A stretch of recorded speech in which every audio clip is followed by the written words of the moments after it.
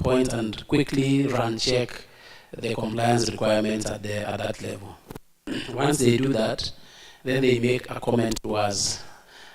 At that level, you may realize that they may find that you are in default, or previously you are defaulted in loans, or there are some issues that are coming up around your loan application process. They will be briefing you at that level. And at that level, you should be able to act on the issues that they raise for you so that the application procedure can proceed. Now, once they are sure that everything has been clear and taken care of, then they forward the loan form to the credit committee for approval. Now, there are two levels of approvals at the credit committee, especially with the type of loans. So one, we have the normal loans, development loans, and all those loans that will take quite a bit of time to repay. Then you have the latest SIDICA loan, which is expected to be supporting you in short financial needs. So for both of those loans, they will come to our credit committee, we'll sit and then approve, depending on the criteria that we are going to, that are there. I'll brief you on that as we go along. So once that has come to our part, we look at the guarantors again, the saving culture, we look at your pay slip, we look at all those many things that we check. Then once we check that, then we append our signatures on either to approve, or once in cases that we have realized is that sometimes there are issues with the loan, so we reach back to you members through our credit committee teams. We may send one or two of our committee members to come and talk to you on the findings that we are getting before we make that decision. So normally, once that has come back to us, we look at it objectively, and then we make a decision. The decision will include to approve the loan. The other one would be to approve with some conditions. Sometimes we find that there are some issues that you need to address before we proceed on. So we approve with those few conditions, and then it proceeds on to the executive committee. Once it has proceeded to the executive committee, then the executive committee will also relook at it at that level, and then proceed on to pay. Now, there are situations that we find out in the application procedures that we would wish to explain to members. One is that when members apply for loan, then they take the loan form to the secretariat, and then the following day they start calling the credit committee chair, talking to each credit committee once. So procedurally, it is illegal. It is something that is not so good. And it says that it may have undue pressure in the committee to make decisions that would not be fair to all. So we plead with members that once you apply, you just give it due time so that it will be looked into objectively and a decision would be made. And that decision would be for sure for the benefit of members. And for the purpose of record, I would wish to say that about 95 to 98% of the loans that comes through our committee has been approved. Less than 5% has not been approved, and reasons have been given for the reason why they have not been approved. Now, there is the approval timelines. For the normal loans, the credit committee is expected to meet 2 times. After a fortnight, we should meet 2 times. We are trying to review this so that we meet at least once a week, because we realize that the demand for loans has gone higher. So those meetings are particularly to approve the normal loans and the long-term loans. However, we have set a system in the credit committee part that we approve the SIDICA loans online. However, there are some issues that sometimes come with this, which I think members should know. Once you default in one SIDICA loan facility by any period, then it dents your credit rating, and so it may take a little bit of time for us to be able to agree on whether to approve it or not. And so I plead with members in this day that as you try to pay your loans, try to do it so that there are no gaps. Now, so last, I would want to take you through some key findings that we have at the credit committee that we would want to bring to the attention of members. The saving culture of members in Kcau University Sacco is quite good because the amounts are deducted from your pay slips. And so members normally save well, and that is a good one. Now, the issue here that now is a lion in the house at the credit committee is the word borrowing wisely. Now, we have had a big challenge with the pay slips that we normally go through, and the contracts, and then the guarantorship. So there is a big challenge around members apply for loan just to get the money. And you see in the Sacco movement, members normally believe that when you apply for loans, you must get. And so you find that when we go to the credit reviews, we realize that probably one member has exhausted the 1/3 rule in the payslip. So the 1/3 rule is that the Employment Act requires that each member should have at least 1/3 of their salaries remaining for their use. But now, when you look at that, you find that at least when we give you a loan, then we realize that you not even have anything to go with at home. So members, we would wish that you regularize, try to look at your payslip objectively, and see that the loan that you apply for at least will also leave you with something that you take home. On the issue of guarantorship, members, we have found out that when our members come to us for guaranteeing, because we are around here, many of us just pick a pen, write amount, and then they sign. So here we request that you ask a few questions to the members that come for guarantorship from you. One, you would probably look at the contract dates so that you are just aware as you guarantee, you know to what extent will this go. The other thing that you need to ask is, of course, the previous loans, how they have been paid, or the level of risk that you are just getting into. Because you see, the Sacco rules is that if somebody doesn't pay, then of course we will deduct your savings. So I would wish that as you go through the loan form to guarantee anyone, you be objective enough to ask as several questions as possible. You may even consider calling the secretariat at the office to basically know more details before you then sign that. And that would help us at the credit team so that a member would then be able to be assisted before even it comes to us. There are other members who have a double guarantee. You just sign that the secretariat to come and check. I would wish that to highlight to you that before you just sign that loan form, get to know how much of your money has been guaranteed out there, so that we solve the problem of double guarantee. You realize that someone has a savings of 200,000 and he has a guaranteed people worth 1 million.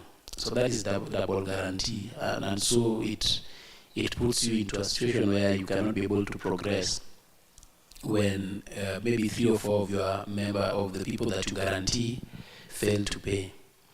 Yeah, and so that is something that I wish that from the credit committee you as members you look at objectively. The part of decisions that we make, and the challenge that we also find at that level, is a situation where we find that somebody has applied for a loan. We give a loan today, and then tomorrow it goes to welfare and get another loan. So from our loans are checked off through the HR, and then also the welfare. So we realize that the payslip is majorly crowded, and it would be a good guide to us today in this education day that you can buy off. We have made such decisions at the credit committee. You can buy off some of your loans so that you buy off and have one single loan, and then reduce your outlay so that it becomes better. And then when you apply for those loans, it becomes easier for you to be able to fund them. Don't apply for a loan because you qualify. You may qualify for 200,000, but what is your need? You should apply for what you need. You may need just 100,000. You apply for that, and when you get a boom or you get some more money elsewhere, my advice at the credit committee is that you just consider paying. I will give you an example of myself. I had applied for a loan, I think, of 100,000, and then I worked. At some point, I paid up to 70,000. Then one day I got some more money. Then I cleared the 70 once, so that I free the pay slip, so that I will come for loan when I actually need it. So later on, after saving for sometimes, I get an emergency, maybe in November thereabout, which needs actually that I go back to the Sacco, and that is the time I come to the Sacco and I check my records, I find it is okay. So there is also some of our members that come for loan because I don't know which word to use, because that the reasons you put us in office is to take care of your interest, but as we do that, we also appeal with you, as has been indicated, that we make efforts to also ensure that we follow the laid down procedures and we make things easier. That said, I also on the note or the front on behalf of the procurement committee, just to mention that we are at very advanced stages of securing an ERP system, a system that is going to assist operations of our Sacco. And particularly these challenges that are emanating from loan application, the processes, guarantorship, and many of those are actually going to be solved by the system. The quick loans, IDICA and emergency loans, you will be able to apply and it will be a very seamless process. And so we call for a little patience. Probably within the day or within the weekend, we are going to release tender documents we'll issue a call for tender. We appeal to again our members, if you know of providers who will be able to tender for these services, please encourage them to buy a tender so that they are able to move. For the ERP system for the Sacco, the tender will be bought at 3,000, and then we also having we need audit services, tender will be bought at 1,000. So that communication is going to come from the board secretary in liaison with the chair procurement committee, so that we make this easier. So please reach out, get those contacts so that we are able to fast track this process. So by the time we close the year, we hope that we shall have streamlined our processes. We go paperless, our members to stop running around with the forms, but we'll be able to lodge their requests at the comfort of their phones or their laptops. Thank you, Chair.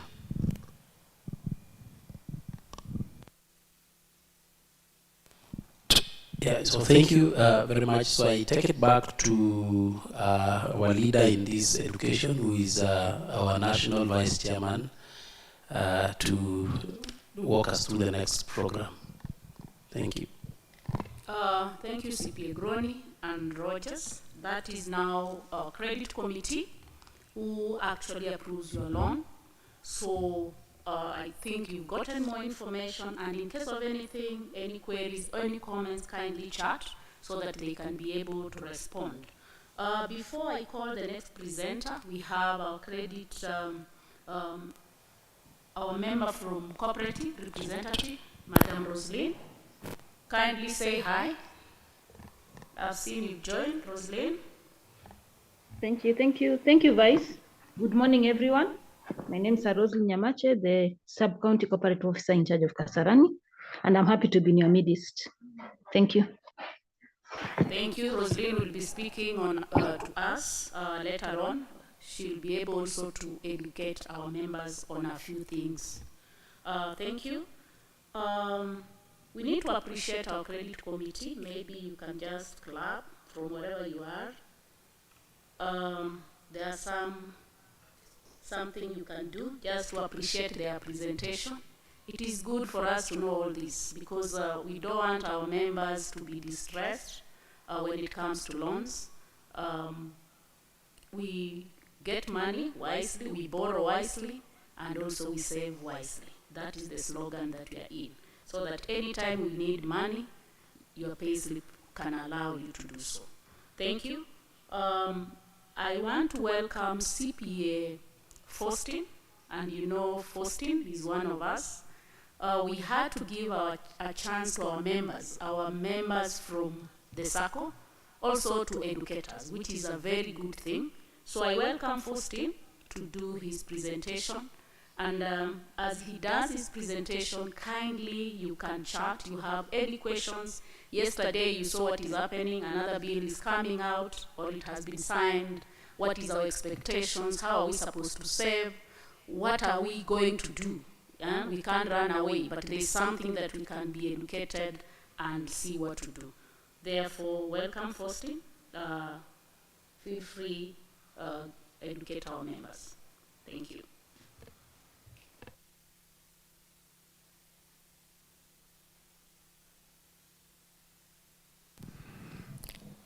Thank you very much, Jackie Shanga, for that introduction. And I'd like to take this opportunity to appreciate the leadership of Kcau University Sacco, and particularly the Education Department for organizing this day, that we come together and share our thoughts and enlighten ourselves on few issues that affect us as members, so that we are well informed in our saving and credit decisions. So I've been requested by this team to talk a little bit about the Finance Act 2023 and how it is going to affect, or rather how it has affected, our financial status and our participation in the Sacco.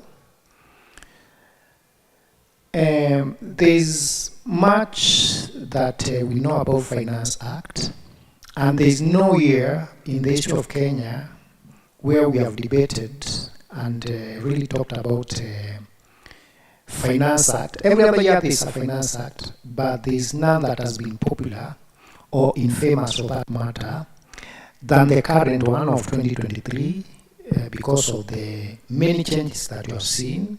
Need to appreciate as all the nations are going through, I don't know how to describe it as a recession or something, but it has not been best of times across the world because of COVID, because of the crisis in Russia. Now we have new crisis in Israel. Because of all this, we get ourselves affected. Then as a country, Kenya, you know that we are heavily in debt. And therefore, the government has been very quick to increase taxes. We can argue in another forum whether this is right or wrong. I've been seeing comments coming through. But now I like to talk about how it is affecting us as a Sacco.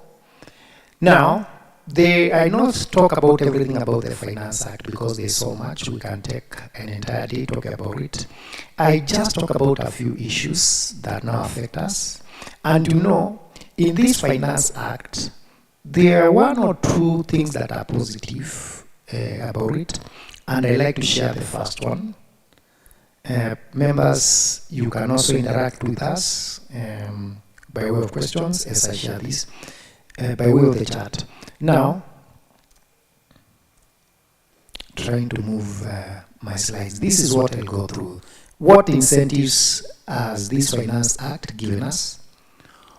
What are the burdens? And then we look at the eroded savings power. Now, there is something known as mortgage interest deduction. Mortgage interest deduction, when you are on mortgage, the interest that you are paying on that mortgage is tax deductible. We understand it so from taxation. The Income Tax Act provides for that. Now, the interest that has been deductible for the longest time I've known was interest from financial institutions, which are basically banks, insurance companies, not housing finance, and the housing corporation, the first 5 mentioned in the 4th schedule of the Income Tax Act. But for the first time this year, because the government has an agenda on housing, they also said a Sacco can give mortgage, and that mortgage given by a Sacco would enjoy the same deduction, which is a tax saving. So, this has come in the year 2023, and it has been passed in law. It's something that really has not been talked about, but the fact of the matter is now Saccos can give mortgages and you'll enjoy a deduction which is capped at 25,000 shillings per month. Now, how does this work? Assume you get a mortgage of 3 million shillings at an interest rate of 14%. I believe Sacco we are giving our loans at 14%. Or 12, I'm told it's 12. So my working here has to be corrected because the rate is 12%. And because of mortgage, then this may be revised. Payable in 60 months, those are 5 years. I've worked with 14%, pardon me. Then installment per month will be 69,805. I use the loan calculator to derive this. The interest on this 69,805, you see you are paying an installment of 69,805. The interest component in the first month will be 35,000 shillings. So we assume that you have a mortgage now, the Sacco has given you a mortgage of 3 million, and now every month we have to deduct 69,805. What would happen is this interest of 35,000, you are supposed to get a tax deduction. But that tax deduction has a capping. You cannot get the entire 35,000 shillings. The max that you can get is 25,000 shillings. Remember, those who have mortgages with banks, this happens. What I'm saying is, now it is coming to Saccos. Now, what would happen is, assuming that you're in the 30% bracket, your top slice income goes at 30%, then your net saving will be this 25,000 that you are given as a deduction. 30% of it is 7,500. And now you realize, whereas you are paying your loan 69,805, you are reducing the tax that you should pay by 7,500, and effectively the cost of this mortgage reduces from 69,805 to 62,305. Now, check on this. Our assumptions were you are getting a mortgage of 3 million, the rate is 14%, is 60 months. If we go the mortgage way, then this interest has to reduce. Mortgages, the interest should be low, and you have already been informed that it's 12%. And then we consider extending the repayment period. 60 months is 5 years. Maybe we make it 10 years. And if we do this, then you realize that you are paying around 40,000 for the mortgage, and in earlier years of that mortgage, you know, with loans, the greater proportion goes to the interest. Therefore, you still be making your tax saving on 7,500 thereabouts. So mortgage is actually attractive. I know the quick question will be, where would you get a house to mortgage at 3 million shillings? I'll answer that. You get them at Pangani.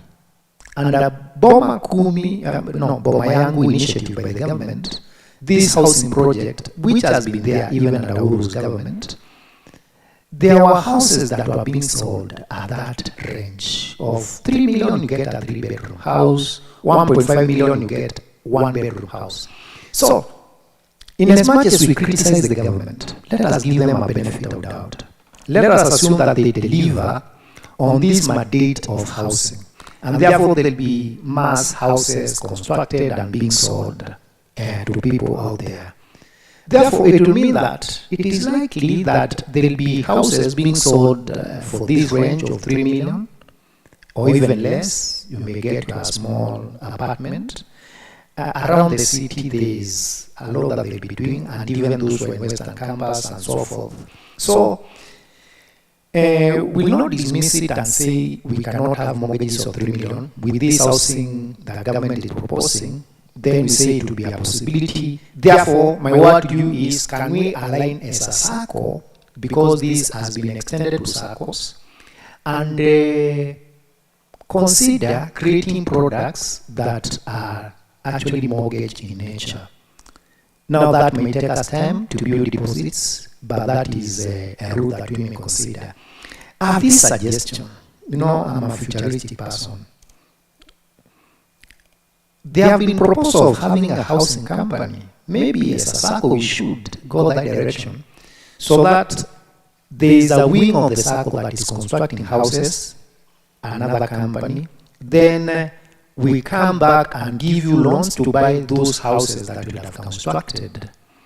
Maybe that's an area to explore, so that we are able to give these loans and align them with the change in this law about mortgage, so that we benefit. Otherwise, Saccos are going to benefit from this. People are going to say through Saccos, so that they get this mortgage deduction. The next question is, which Sacco, or rather which Saccos are going to be doing this? We belong to this Sacco, and we should be loyal, contribute here. I know some will be also members of other Saccos. No, let us build our own Sacco to a capacity whereby we can have like 100 mortgages running of 3 million shillings each. You can imagine the asset book when we are running such kind of products. Before this was introduced, I don't know whether they borrowed from me, but I say there's an article that I wrote in Daily Nation way back in November 2020. I said Saccos should be considered. And then I said, instead of this business of mortgage, then what should be given this tax incentive should be construction loans, so that you are not restricted as to where you buy that house. You get a construction loan, and upon completion of that house that you are constructing, then you get this incentive. Now, that is not within the law, but we can lobby so that it comes into place, so that you can also get a good loan with a tax incentive to construct your house and be efficient in the way you are paying because of the tax incentive. Now, the next thing I'll talk about it briefly is old age. And one day we'll get here. Being old is a blessing, because the alternative to being old is actually die young, which no one wishes. So we'll get here, and when we are retired, then there is an incentive that has been extended, which is known as post-retirement medical insurance, which is getting a relief at the rate of 15%. But this is capped at 5,000 shillings.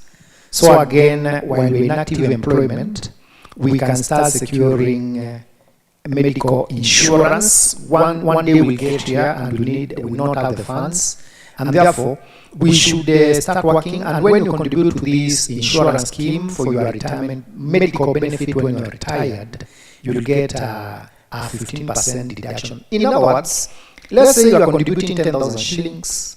Out of these 10,000 shillings you are contributing, you will get a tax saving of 1,500, is 15% of that. Remember, it has a capping of 5,000 shillings. This is a new thing that has come with the Finance Act 2023. As Kenyans, we have talked so much about the negative aspects of the Finance Act, but this is positive. Secondary employees. I know we have our part-timers in the house. Sorry.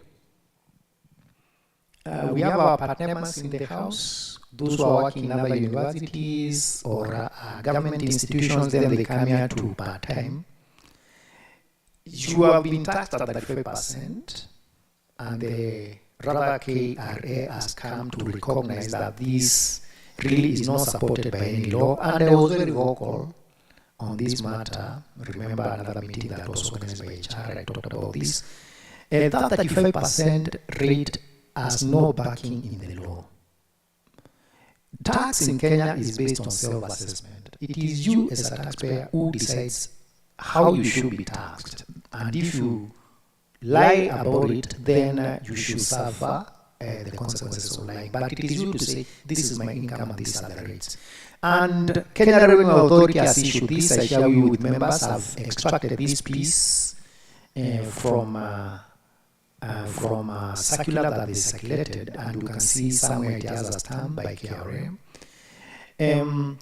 You are told that employers are not bound to use 35%. 35% is being used as a default rate. You are told the employer has the opportunity to engage the secondary employee and compute the tax at the appropriate rate. That means, as an employee, you can advise your employer whether you are in the bracket of 30% or 32.5% or 35%, and therefore you be self-assessed to tax. You see, they are talking about pay as you earn return from P10. That is the pay as you earn a return that is done on a monthly basis. So, to those of us find themselves being caught up with this rate of 35% and that erodes your saving power, then we have a leeway which we can negotiate for so that that rate is reduced probably to 30%, because I believe most of us are in the rate of 30%. To be taxed at 35%, it means that your earnings are over 800,000. There are some of us who are earning over 800,000. Okay. Now, weighty bites. Let's look at this table. I believe it's clear on your screen. I'm assuming an average earning, or of 100,000 shillings. If you are earning 100,000 shillings October 2022, you are earning 100,000 shillings. This is the negative side now.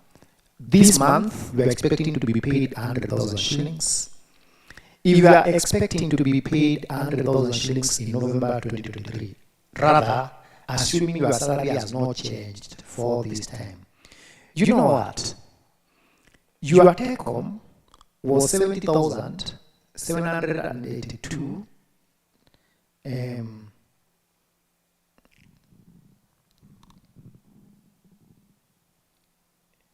I'm trying to annotate.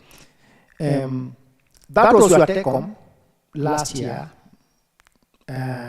This month it is going to be 68,000. You have lost 2,000. Then what will happen? November, it will be 67,774. You would have lost 3,000. Where are these declines coming from? We start with this one. October 2022, your NSSF, if you earn 100,000, was 200 shillings. It was the old rates. February 2023, they said no, we have to pump in money to NSSF, and you can see now it is going to 1080. This pension remains constant, is usually calculated 7.5. It is actually the pension that is internal within KCA. That one should not change. Now, look. NHF changed a little bit earlier. But you see, October last year, you did not have housing levy. So, difference between October last year and October this year is the NSSF rate has increased and NHF, not NHF, housing levy has been introduced. So that has increased your deductions. Okay. Now what will happen in November 2023? Now this new thing is what was signed yesterday. This one. See the change.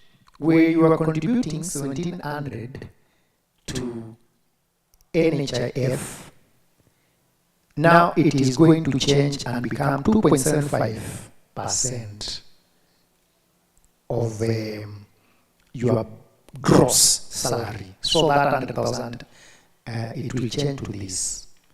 Now notice, while it is changing, it will give you some little cushioning, because there is what we call NHIF relief, which is 15%.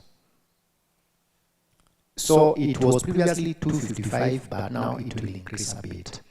So you can see over time, the money that you had, assuming your salary has not been changed, while you are celebrating Christmas last year, and while you'll be celebrating Christmas this year, for the 100,000 employee, this is reducing by 3,000 shillings.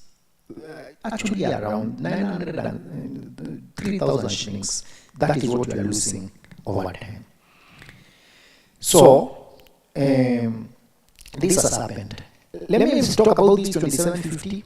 The bill was signed into law yesterday, and today they are celebrating Mashujaa Day. They talk about it. We are not certain of November, because they have to issue the gazette. It has to be gazetted in the Kenya Gazette, so that rate of 2.75 becomes effective. What I'm saying is, the way we have seen this government operate, you can be sure that it can be gazetted tomorrow, and then you are told it's effective immediately. So it is likely that your payslip will look like this in November. It's already too late for October, but November, this is a possibility that this is what will happen. Another thing that you need to observe is not for you as a member of Sacco, but you as a Kenyan, is that the money that goes to the exchequer directly to from tax, that is controlled directly by Parliament. Look at this payee of this person. It was 1918. Now it is reducing even further. The amount of the net tax, the direct tax that we contribute to the government, as they are implementing these other deductions, also Kcau is losing.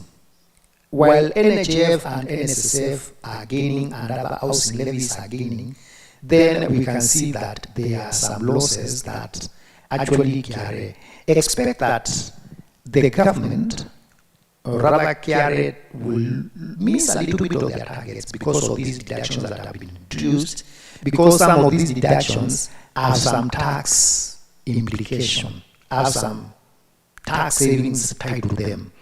So that is something else that is going to happen. So members, you can see, as a result of this Finance Act, definitely will be in a poorer financial state than we are. And what is worse than just losing the 3,000 from this is now we go to behavior finance, how someone thinks, feels about it. There is that effect of these increases in taxes. Your desire to save, we talk about it, is now being you are being discouraged. If you are able to save 10,000 previously, and now you have lost 3,000, even the remaining 7,000, you may find it unnecessary to continue saving. So this might have a negative effect on our savings culture, but we cannot give up from savings because we want to build deposits. I started by showing you the issue of mortgages. After we have built our deposits, we should be able to do what? To get mortgages, get houses for ourselves and the next generation. Now, our kids. My last slide.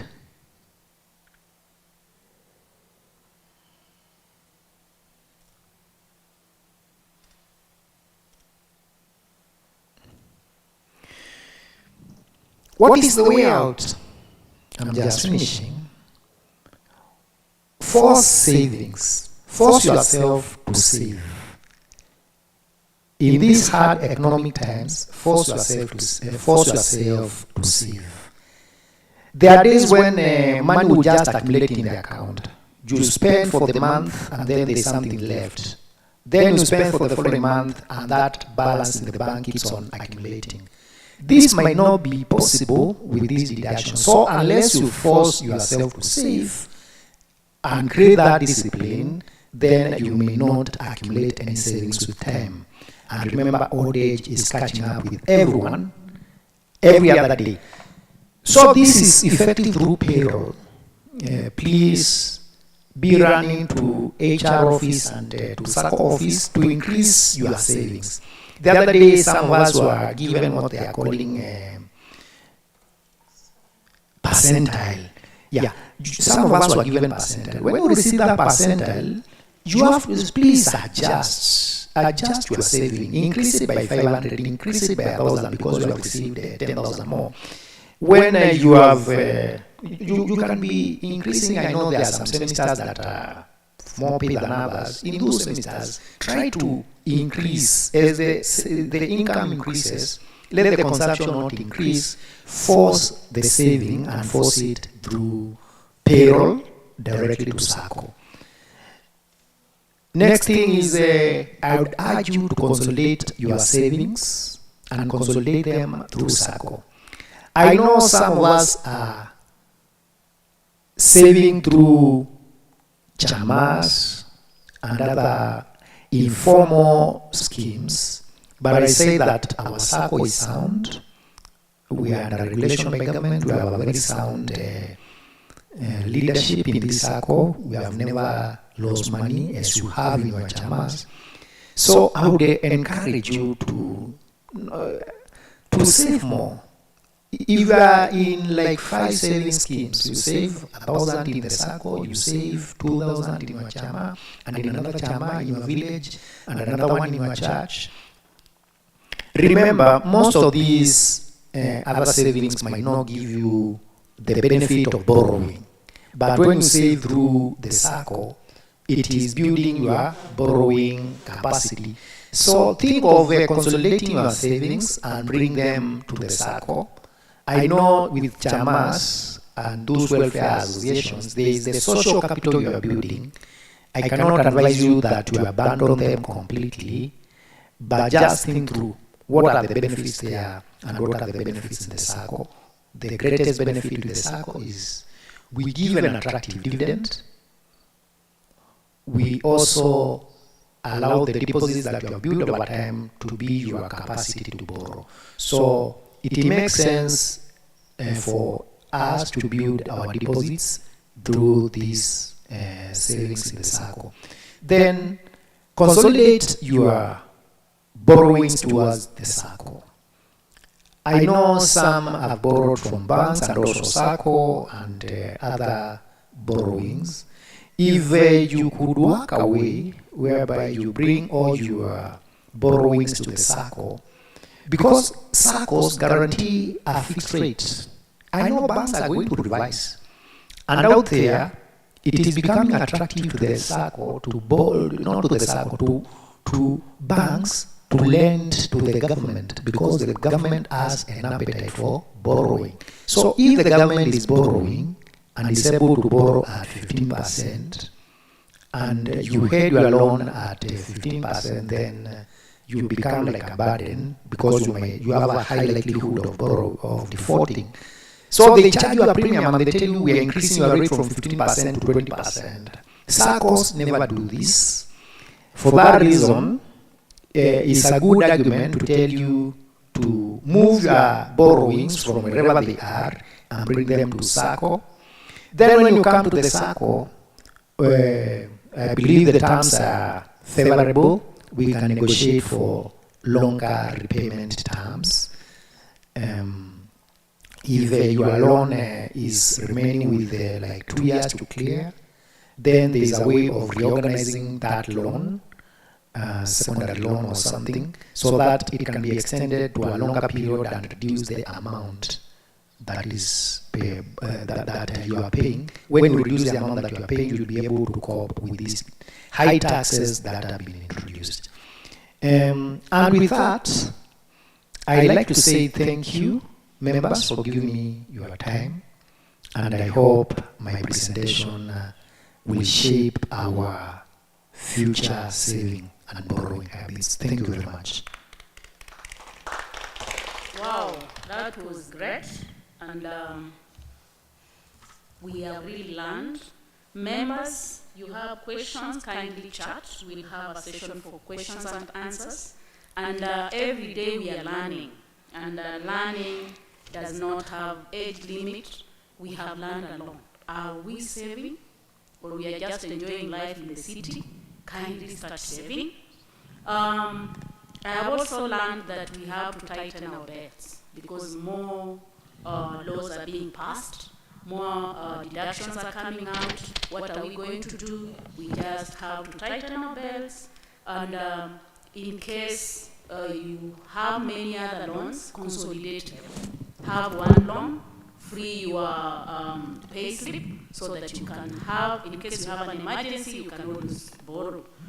We have learned, and I think Faustin will also be able to share those slides with us.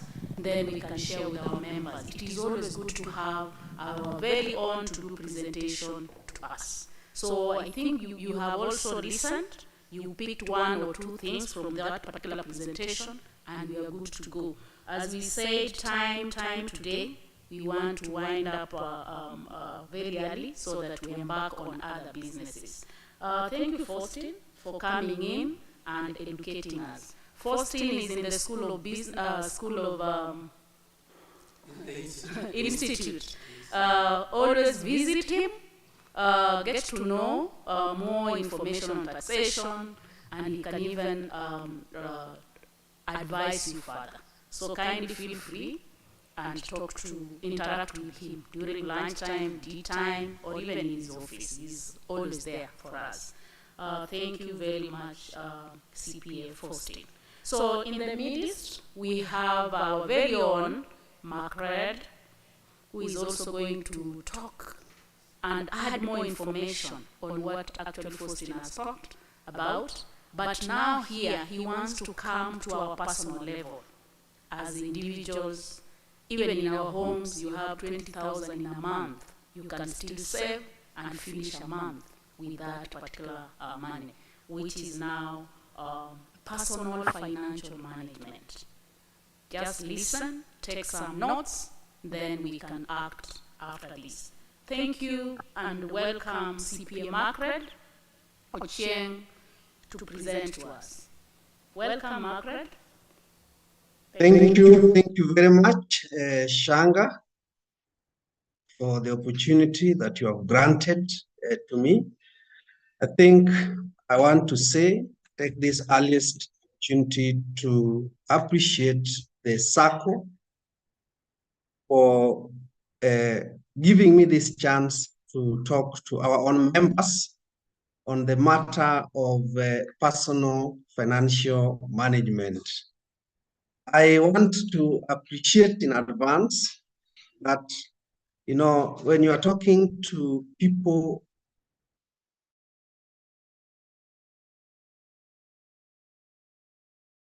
going to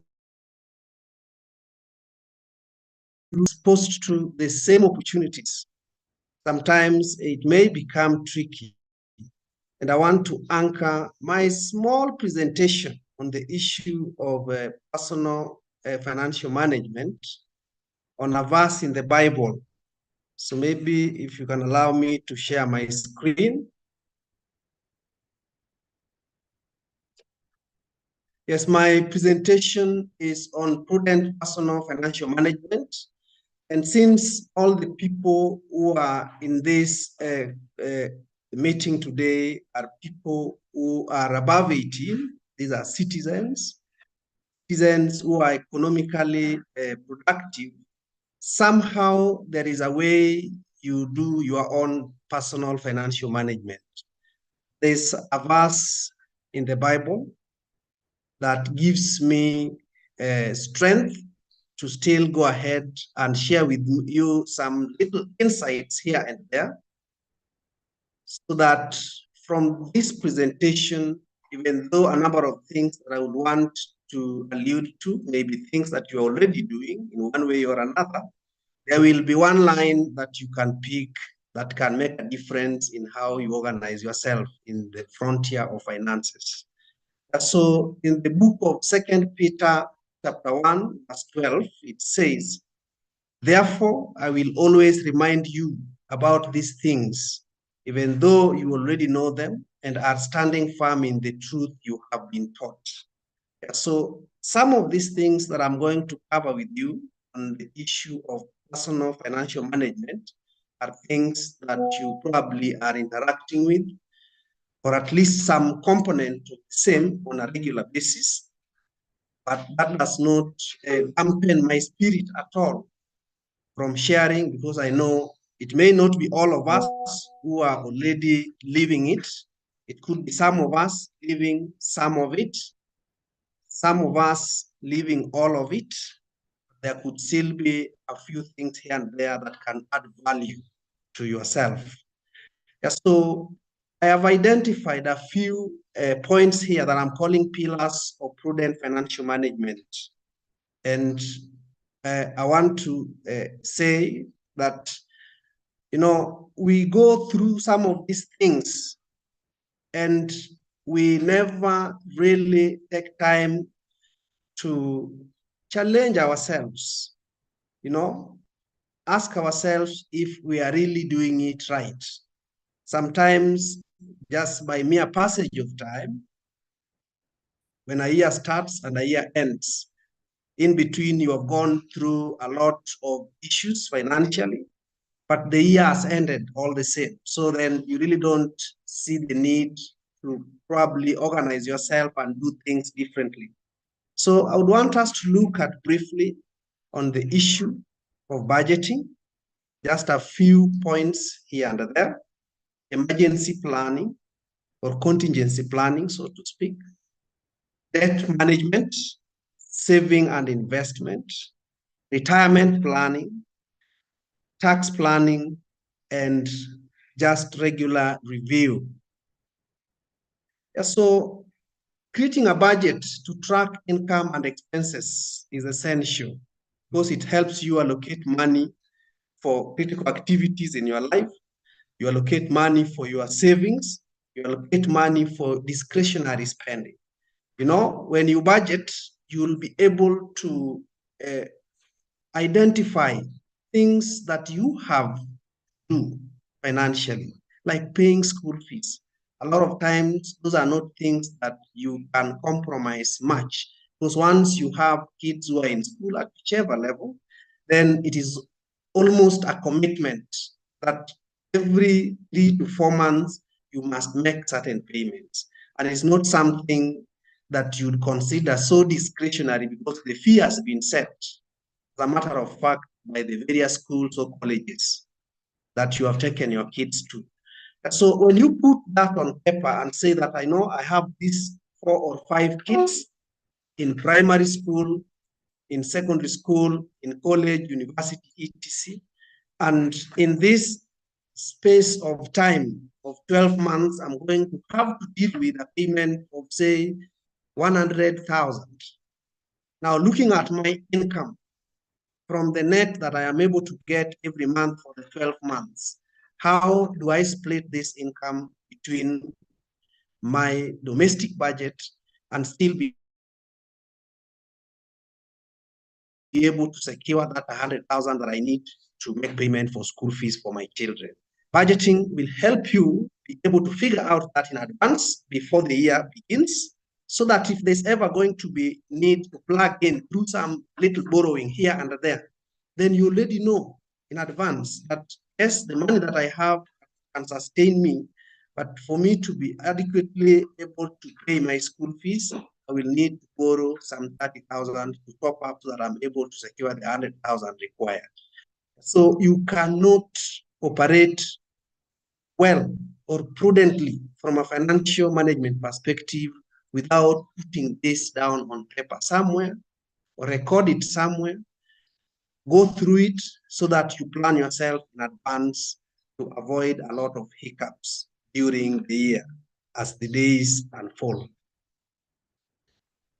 The second thing that I would wish to take us through here is the issue of emergency planning. You know, it may be difficult, but it is one goal that if we as a people, particularly those who are on salary, build an emergency fund which can last you 3 to 6 months if possible. A minimum of 3 months. 3 months worth of your living expenses for unexpected financial setbacks. You know, a setback could be that you have been fired from the job. You didn't expect it to come, but some things have happened. You have been retrenched because the organization is undergoing what we call in financial language, financial distress. So some retrenchment has come through, and the payments that normally accompany it have not been prompt enough. If you have been operating on a hand-to-mouth basis, that you earn and eat it all in anticipation that you'll earn again in the month that comes, then it becomes such a major issue if you are to lose your job without any prior preparation or notice. So to that person who has some emergency fund that is equivalent to your domestic budget 3 times or 4 times or 6 times, at least you have something to sustain you as you get your bearing, as you explore what other avenues are there for you to get yourself into another income generating activity so that your life can continue without a lot of challenges. Adequate insurance coverage, including health, motor vehicle insurance. Because if you don't have motor vehicle insurance and you are owning a vehicle, it becomes such a difficult situation if you are to get yourself into an accident, particularly if you have involved a third party and you are the one on the wrong. Somehow you now have to meet the cost of all that compensation, you know? So it's always good to have some insurance cover to protect you against unexpected events. And then once retired, it is also good to ensure that you purchase medical cover on an annual basis. A lot of times we forget about this while we are still within the working setting, because the employer has provided a very comprehensive medical cover to all of us. So then you have a cover that is up to 1 million shillings inpatient, 150 or 200,000 outpatient cover, which is adequate for our families. Now, when we retire, then that is one benefit that we lose immediately. And that's when you realize that you're so exposed, you know? And at that time is the time that ordinarily you'd expect a lot of these chronic diseases to set in on account of age.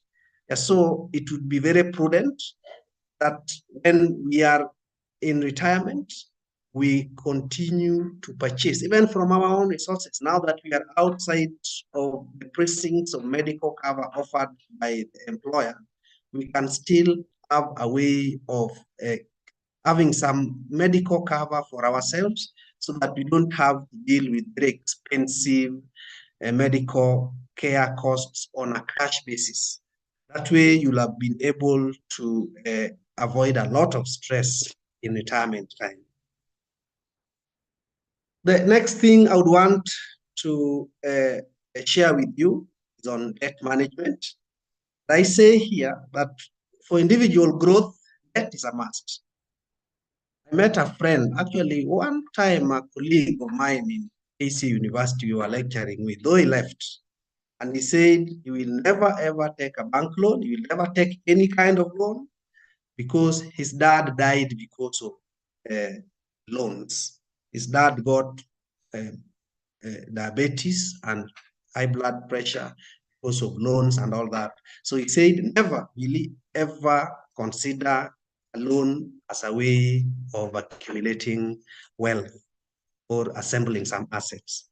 But I think that is really on the extreme.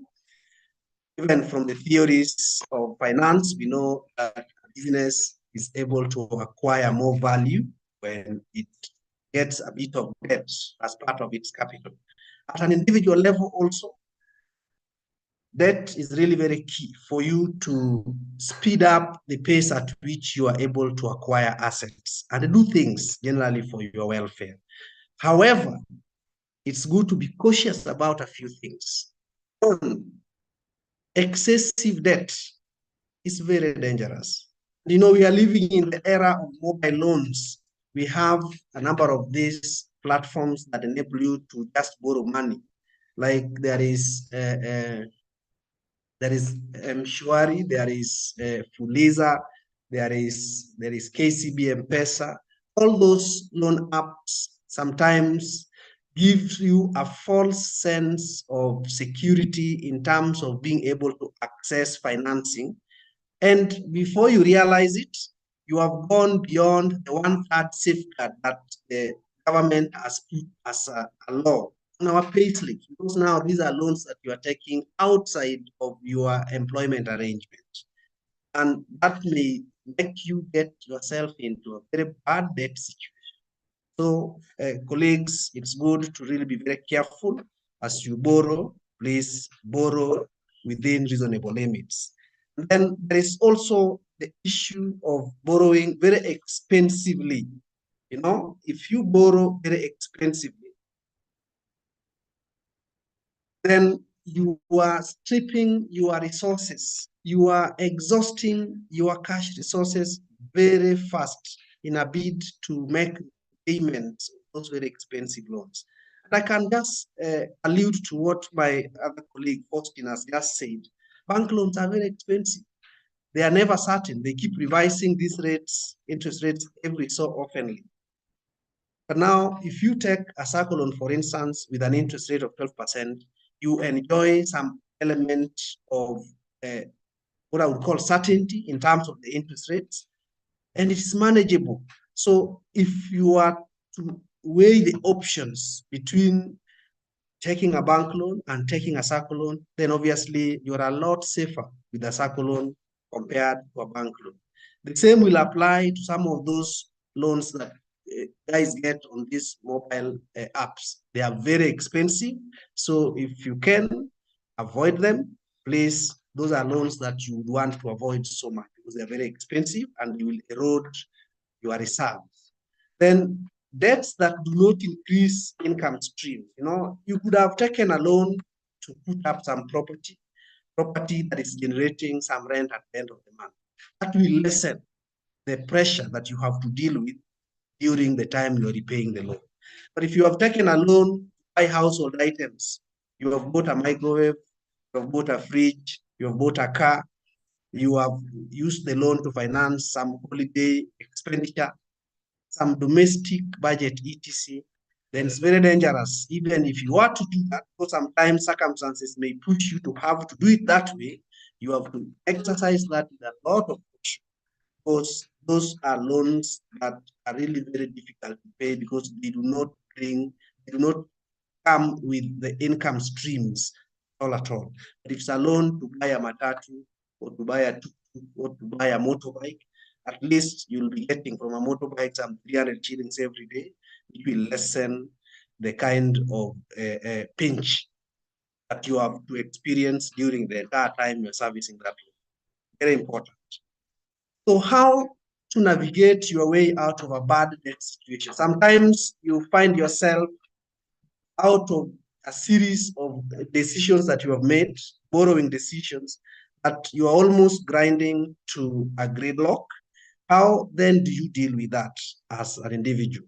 So you can do debt restructuring, you know, you can take cheaper and more long-term loans to settle expensive short-term loans. You have taken some bank loan, you can decide to sell off that bank loan to a Sacco, because a Sacco will charge you much lower interest rates. You have taken some loans from some loaning apps and all those things, you can consolidate them together and take one Sacco loan and pay off all that so that you deal with loans that are not going to erode your wealth.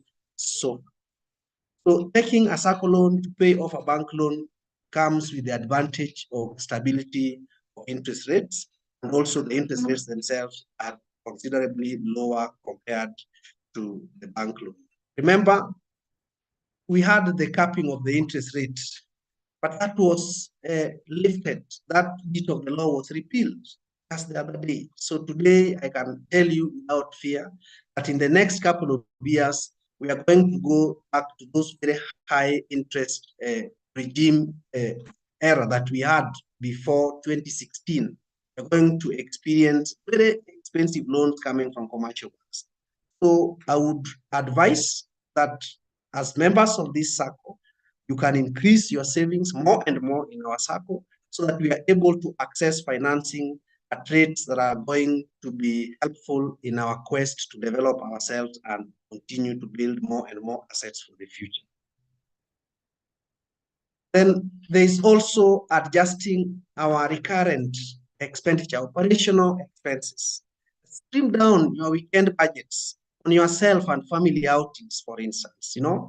If you have to go out every Friday, every Saturday, and every Sunday, and you are doing that while you are financing a heavy debt, then it becomes really quite a pain, not just on yourself, but even on your family. So if you could come up with a way of toning down on such expenses, at least for the duration that you're going to be repaying the loans, that can help. Change schools for your children, for instance, from expensive academies to some affordable ones. A lot of these decisions on the schools that we take our kids, particularly the primary schools, come with a lot of what I would call individual irrationality. Sometimes you look at a school where you think you take your kid, they will get 400 marks and above. And looking at those marks and the differentials from what you get in other not so expensive schools, you realize that you are paying a fortune to just get an incremental of about 20 marks. Probably your kid would still have been able to get some 380, 390 marks somewhere at a fee of, say, 40,000. Now you have to pay 120,000 so that your kid can get 410. Really, if you are to do that from the time they're in class 1 or class 3 up to class 8, you will have spent so much money. And that really would not check well with your quest to secure your future financially, because the monies that you pay in those schools, really, it doesn't come to you directly because it's really not an investment in the strict sense of the word. And then you can also reduce expenses on family car and such kind of items that do not contribute in terms of revenue generation to you as a family or a household. I would also want to just give you some insights that, regular saving, I think Faustin talked about this, Groni also, CPA Groni, CPA Faustin talked about this. Regularly saving a portion of your income and investing for long-term goals like retirement is very important. Most of us never think about this, particularly when we are still so young. I'm very sure in KCA Sacco, we have people who are in their 20s. And when you are in your 20s, retirement is never a thing in your mind completely. But, every single day that passes, every single month, single year that passes moves you closer to this retirement. So you would be a lot safer making yourself be very deliberate about this retirement so that when it comes, you have prepared yourself adequately in terms of savings and investments. There will be the need to future-proof your investment incomes.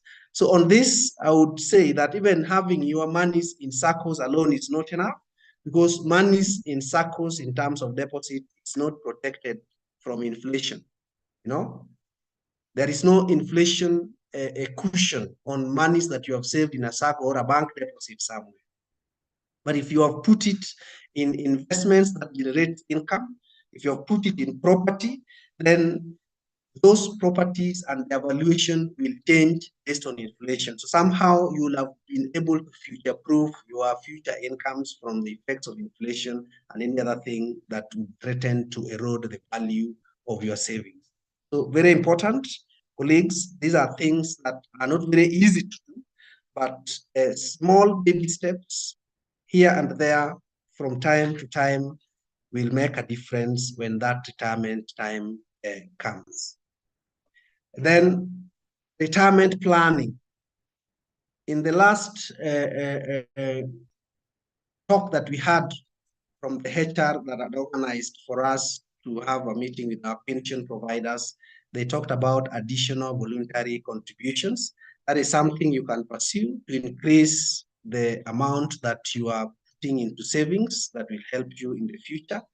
You can also purchase annuity products whose maturity synchronizes with your planned retirement dates. And an annuity product is a product that will give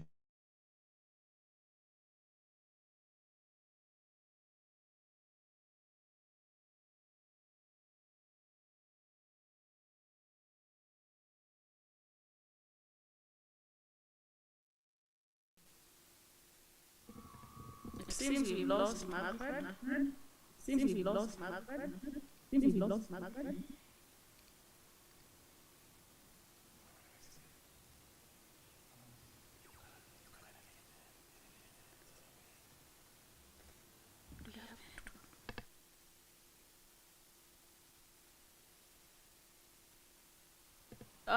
As Margaret still plans, maybe you have questions that we wait for him.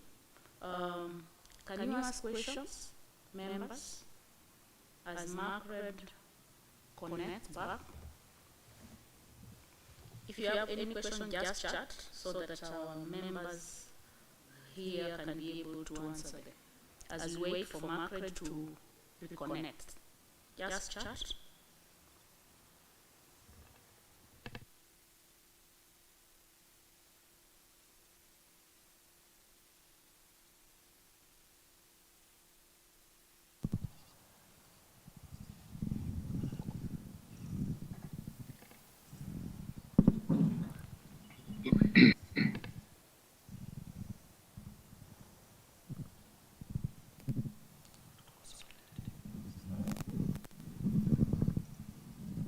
Thank you, members.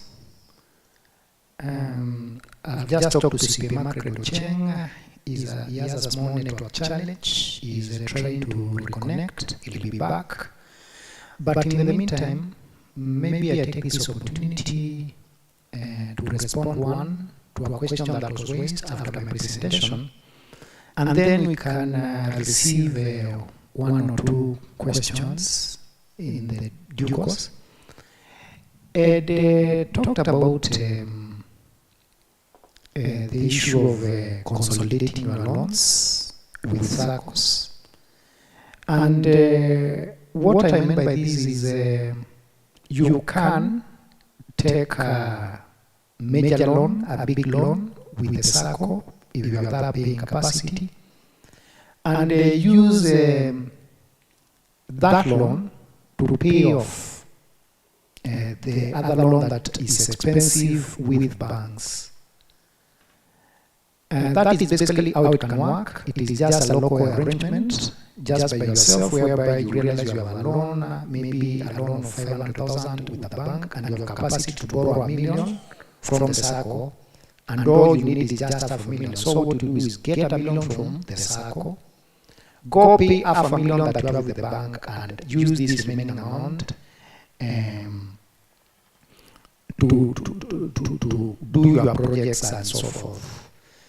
In a better way, I happen to have worked with the banks for a very short period, and I know that banks used to buy off loans from others. It would actually be the business of the bank to settle off on behalf of client another loan held in another bank. Therefore, you would apply for a loan with Bank A, and midway that loan, apply for another loan with Bank B, but now instruct Bank B to pay off Bank A. The beauty of doing that is on that rule known as one-third rule. You may realize if you already have an active loan with Bank A and you want to borrow with Bank B, when you are processing the HR process now for loan B, they may tell you you have already borrowed too much. But here comes in that kind of arrangement whereby you'd be allowed to factor in that amount that you are paying towards the first bank and indicate that it will be retired. That loan with Bank A will be retired. And for that reason, you'd have an improved loan payment capacity reflected on the payslip so that you can now get this bigger loan, pay off the first one, and the banks will negotiate that. All I'm trying to say is we can figure out how the Sacco would be in a position to buy off loans for their members from other financial institutions, whereby instead of giving you the money to go pay off those other institutions, then the Sacco itself can write direct and clear those loans that you have, and use the amount already existing on your payslip in calculating that 1/3 to knock it off so that you appear as you qualify for that loan. So we are hoping that market is reconnecting so that we continue with this presentation. And at this point, anticipating more questions, we are with our Sacco team. They can be able to comment more on the presentation. I'm joined by Maragia. Maragia has a comment to make. Maragia, karibu. Yeah, thank you, members. And I think, as our tax donor said, any member who feels that they have a bank loan that is relieving them stress and they have saved with the Sacco, they can visit our Sacco office anytime, have discussion with our secretariat or our credit committee. They will advise you appropriately on how you can be able to buy off your bank loan. So, Macred is back, and I think I give back to Madam Chair for the moment. Welcome back, Macred. Kindly go ahead and finish your presentation. Thank you. Sorry. Thank you. Thank you very much, and sorry for understanding a bit of a hiccup there. So I'm not so far off. We can proceed. So the next thing here in retirement planning is that we can purchase share capital in Saccos or listed companies that pay generous dividends. You know, there are some Saccos that will pay dividends on share capital, and these are not deposits. These are share capital, up to 20%. So if you put in $1 million, then in 1 year you'll get 200,000. Put in 10 million in 1 year at 20%, you'll get 2 million shillings. No? So within 5 years, even though that share capital is not refundable, within 5 years, you will already have built through the dividend payments the equivalent of the amounts that you put in there. So that becomes a very lucrative avenue for investing.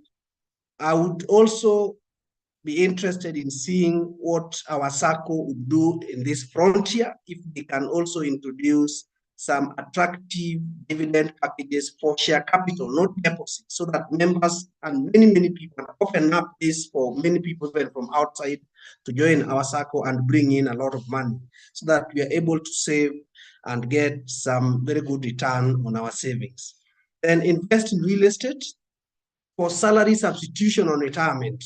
What I mean by this is that, you know, if you have some rental property somewhere, it will give you the equivalent of the salaries that we are getting here once we get retired, so that at least retirement does not become the end of your earnings. And then have a plan for dependency breakaway. A lot of families in Africa have to deal with the burden of taking care of others, sometimes even not your immediate family. So towards retirement, it would not be prudent to still be having a lot of people hanging around you who depend on you financially.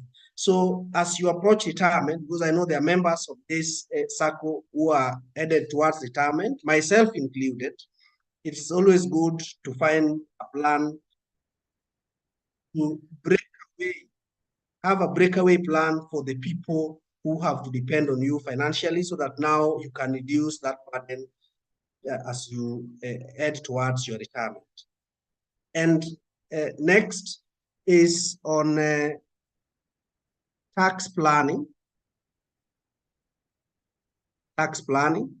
And I think this has been addressed well by Faustin, PA14. So understanding the tax implications and using tax efficient strategies can save you money. He demonstrated how taking a mortgage, not just from a Sacco and other financial institutions, can reduce your taxable income and therefore lessen the pinch that you have to go through as you pay those loans. There are so many other avenues that you can use, like when you buy an insurance policy, a life insurance policy, you end up getting some tax relief on it. So that will reduce overall the burden that you have to feel on this issue of taxation.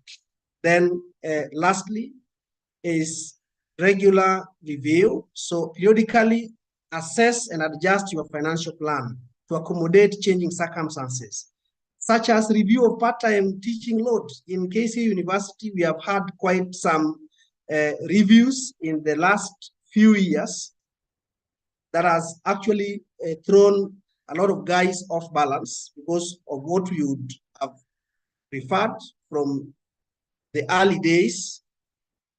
So this reduces what income you have at your disposal. When such a thing happens, obviously it calls upon you to go and adjust your financial plan because you're not going to be doing those many part-times like you used to do in the past. There is increases in fuel costs. I was asking some of my students in class to give me the fuel prices exactly 1 year ago, the month of October 2022, when the review was done. And the prices were much lower by a margin of over 50 shillings. So things have changed so much. So you cannot continue to live your life the same way because these fuel adjustments are a direct cost us as citizens of this country. And these are things that are done at government level. You can't challenge it. So it behooves you to make an adjustment in your financial plan so that your life can still remain bearable. There are new statutory deductions, like the NHIF deduction that is coming up at 2.75%. It's already been passed into law. You know, we are going to get a deduction that is even going to be more than the housing levy of 1.5%, all on that same pay slip. So, you know, we have to figure out how we are going to adjust our expenditure so that all these deductions can fit in. Reviewed interest rates on existing loans. If you have had a loan that has been running for the last 3 years, I'm sure you must have received a bank loan. You must have received a message from your bank telling you that because of the base lending rates have changed, we are considering to review the rates from this level to this level, effective from this date. You have received 1 or 2 messages because these rates keep on changing from time to time. So you have to adjust how you expend your money so that these things do not throw you off balance so much. New tax rates on extra incomes, like those who are doing part-timing across several universities and colleges. You are aware that if Kcau University is your primary source of employment, as you have declared as your principal employer, then incomes that you get from all those other places will attract taxation at 35%. It is a heavy burden. So it means for every 1,000 shillings that you get out there, only 650 belongs to you because the rest you have contributed to the government as taxation. So when you figure out all this, it becomes imperative that you do your review well so that you know how well to still be able to keep your head above the stormy waters so that you don't collapse under the weight of all these expensive things. Thank you very much, ladies and gentlemen, for listening to the small presentation. Thank you very much to the chair of our Sacco and also to the academic committee for giving me a chance to share my thoughts with the members. I give it back to you. Thank you. Wow, that was great, and it is amazing that we are having these particular talks so that we can be able to educate our members. And we were just deliberating on something and saying, like Fuliza, they charge you 8.9%. Yeah, Saidika Papa from the Sacco, we only give you 3%. So, yeah, I know Fuliza is just by pressing, but you can imagine 8.9% as compared to 3%. So it is always good to make decisions that are good so that we don't have pressure or stress at any other time. So thank you, Margaret. Thank you to our presenters, CPA Faustin. We are actually delighted to have you in the house, our very, very own. So it is good also to utilize these particular resources so that we get to know everything that is happening and what is also going to happen. So we are prepared as all those tasks are coming in. We are already prepared and we are going to tighten our belts. Thank you. We also have Rosaline from Cooperative who also wants to talk to us. As she will be winding up, we'll be rolling out our products. I know some members don't know what we have. We have so many products for us, which you can use any time of distress and even the duration that this particular amount can be processed within the shortest period of time. So I welcome Madam Rosaline, and I know she just said her video is not working on well because of the internet network issues. So we'll allow you to present. We will hear your voice so long as you give us information. Thank you, Madam Rosaline, and welcome on board. Thank you, Madam Chair. Thank you, board members. Thank you, the facilitators. It has been a very good day, a very good presentation. I've also learned a lot, and I know our members have also learned a lot. I'll just give some few highlights, but I want to recap on what our first facilitator did, talked about, especially on the loans that we are offering as committee members and as Saccos.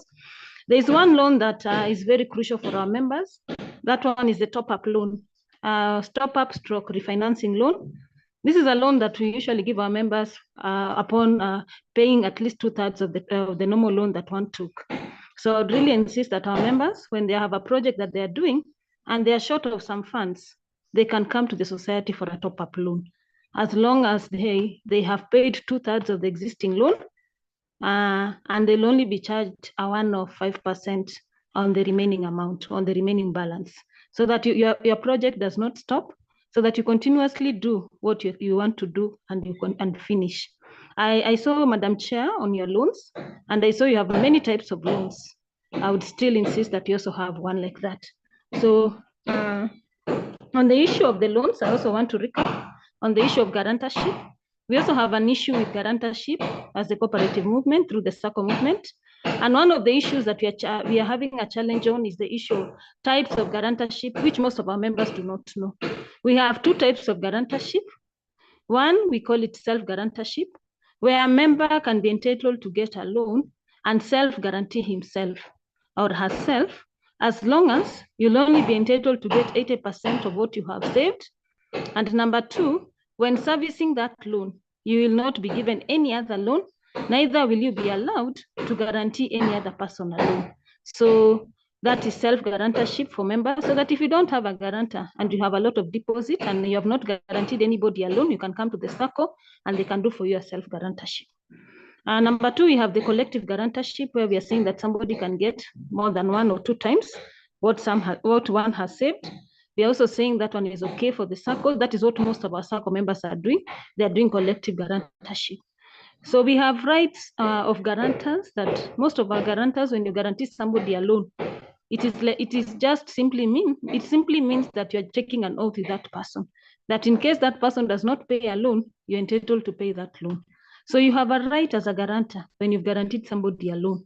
One of your rights is that you have a right to know how much that person was given in terms of a loan. You might have guaranteed somebody 1 million, but through the credit committee, they decide to give that person, after looking at something we call the 5 C's, they give that person maybe 500,000. So we are saying you have a right to go to the office and inquire the person you guaranteed a loan, how much did he or she qualify in terms of a loan. Number two, you also have a right as a guarantor to visit the office to know the loanee that you guaranteed a loan, how he or she is servicing the loan that he took. So go to the office and inquire on that, because according to law, if somebody does not pay a loan for 3 months, the first month you're supposed to be written a letter to the loanee, copy to the guarantors, Again, the second month, another demand notice goes to the guarantor, to the loanee, copy to the guarantors. The third month, again, another notice goes to the loanee, copy to the guarantors. So in the third month, after the third month, the guarantors are not supposed to pay the loan. So go to the office and inquire how that person is paying the loan. The other right you have as a guarantor, you also have a right to know the purpose of the loan. The loan that person took, what was he or she going to do? Through the presenter who did about financial management, he has told us there's no need of getting so many loans. Our payslip becomes so big, and yet some of the loans are not profitable to us.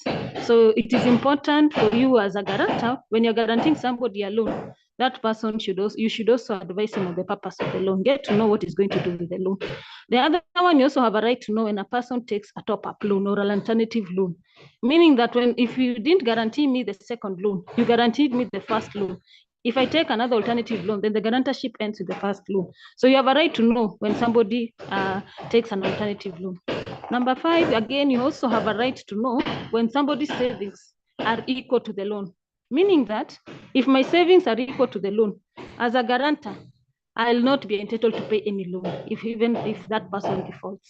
So those are some of the rights of a guarantor that are very important for us as guarantors when we are guaranteeing loans.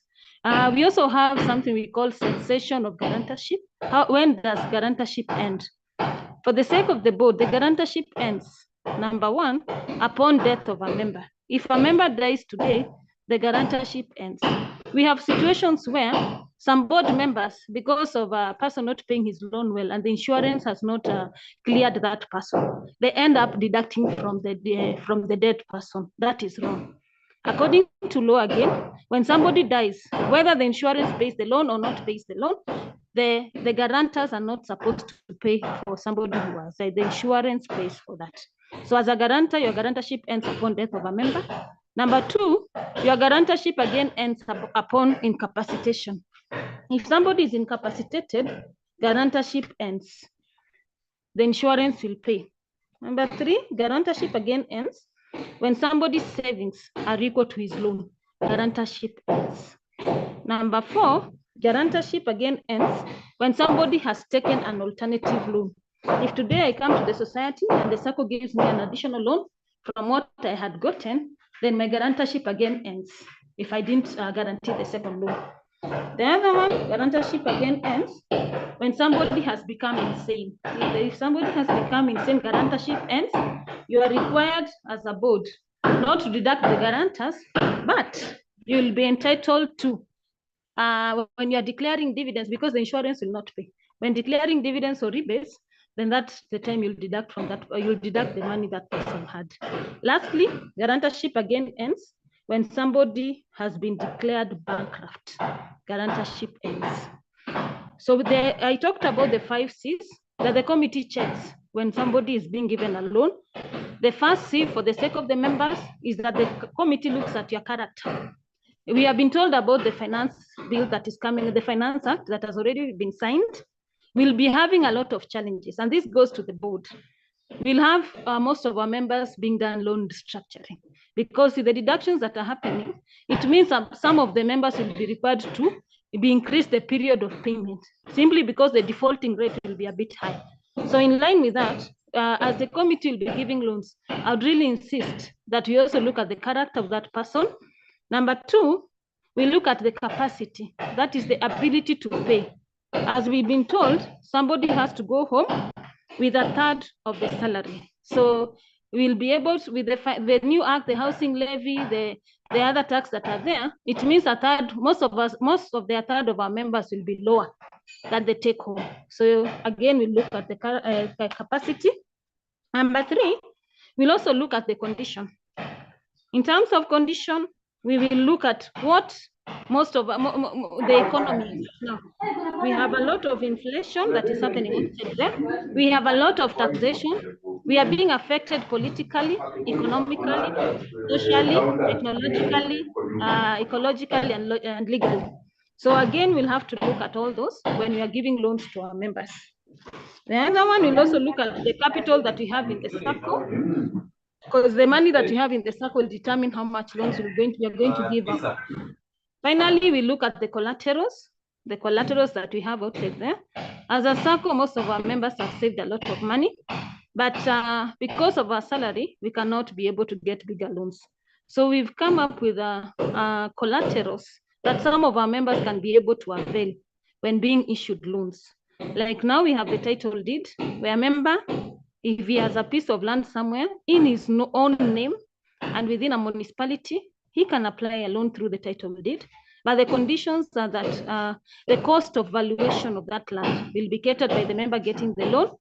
The cost of a custody fee will be catered by the person taking the loan, and the search cost will be catered by somebody taking the loan. So the title deed are being accepted, and when somebody brings a title deed, he'll be entitled to get 100% of the value of the land. But subject to that land should not be an inheritable land. Number two, we also have the issue of the logbook, where societies are giving members loans against their logbook, but we only give 60% of the value of the vehicle. And the conditions are still the same: the valuation, the custody fee, and the legal fees are also charged to the person applying for the loan using that collateral. Finally, we have the share certificate. The share certificate, again, is also one of the securities that we also give when giving loans to our members. So committee, please let us give loans to our members. Let them also bring some securities if somebody has a security, so that he can be able to get a bigger loan and do big developments. Again, I'll go to the defaulters. Who is a defaulter again?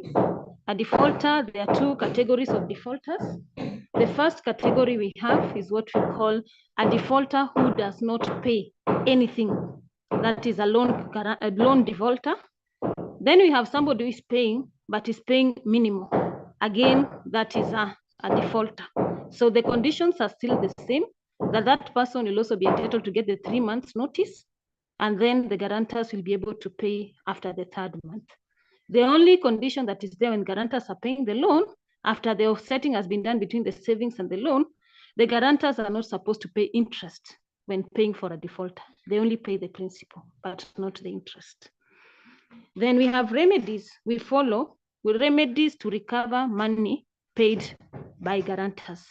Remedies to follow when repaying money paid by guarantors. We have 3 remedies that we follow when we are recovering money from the defaulters. One of the remedies is the cooperative tribunal. I know we've been having challenges in terms of the tribunal, where our circles are filing cases with the tribunal, but nowadays we have a change of board and the services are very effective. So the condition is that for you to file a case as a guarantor in the tribunal, number 1, you must have fully paid the loan as guarantors. You must have fully paid the loan as guarantors. Then you'll be able to file a case. Your chairman will write a letter to you as a witness that you have paid the loan as guarantors. Then as guarantors, you'll take that letter to the tribunal. Our tribunal is in Reinsurance Plaza, 11th floor. So you'll file a case there. They'll hear you. They'll ask you for a down commission. But once the case has been cleared, because as board members, they're not supposed to sell somebody's property to recover the money for the Sacco. The board of directors have only been given powers that in case somebody defaults, they go to the guarantors. So our cooperative tribunal has the powers to sell or do anything possible to recover somebody's money. So again, when you file a case, as I said earlier, you'll be paid the amount that you've been following plus 5% damages. So as members, please utilize our cooperative tribunal. It is at Reinsurance Plaza, 11th floor. That one is a tribunal under the Cooperative Act, and the requirement is that you must have paid the loan before you file a case there. Their services are not very effective. Please file a case there. The second remedy we have, and which we are also advising all our circles to do, is to register with the CRB, the Credit Reference Bureau. As long as you're a deposit-taking cooperative society, you are supposed to register with the Credit Reference Bureau because of 2 reasons. Number 1, because of credit sharing. And again, number 2, for history, to know the history of the person you're giving the loans to. So the second remedy is the Credit Reference Bureau. If you have registered with the Credit Reference Bureau, when somebody defaults a loan, remember the Credit Reference Bureau is under the Microfinance Act, as opposed to the Cooperative Tribunal, which is in the Cooperative Act. So the Credit Reference Bureau, they're in business. So the guarantors are not, fine, the guarantors will be paying, but you can file a case even before the guarantors pay the loan. You can blacklist that person for 14 days. After that, the Credit Reference Bureau can do a demand notice for 90 days to that person, telling him or her to pay the loan.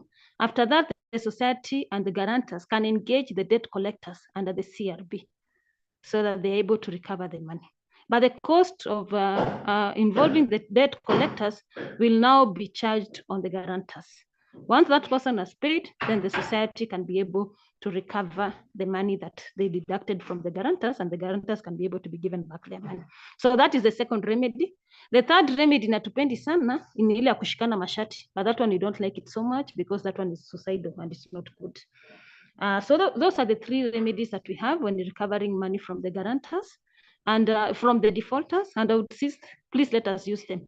And the society kindly register with the CRB for the two reasons that I've told you. For the members, the board of directors and supervisory committee again are not supposed to guarantee loans. The chairman and his team and also the supervisory committee, they're not supposed to guarantee members' loans. Reasons are two. Because number one, of conflict of interest. If today we allowed the board of directors to guarantee themselves, there are chances that they might over-guarantee themselves and not deduct themselves in case of defaulters. Number two is because of transparency. We want to say that when we are taking loans as board of directors and supervisory, when we come to you members for them to guarantee you, we want you to know that even if I'm a board member or a supervisory committee, I have to follow the loan policy to the letter. So we should not get more loans than any other member because we are only serving the members. That is why we say the board of directors cannot guarantee each other, neither can they guarantee members. So when they want a loan because of transparency and accountability, they have to come to you members for that. As a ministry, as I said earlier, we have classified our SACCOs in three categories. The first category we have is the SACCOs, we call them BOSA. BOSA. BOSA is BOSA, that is back office services activity.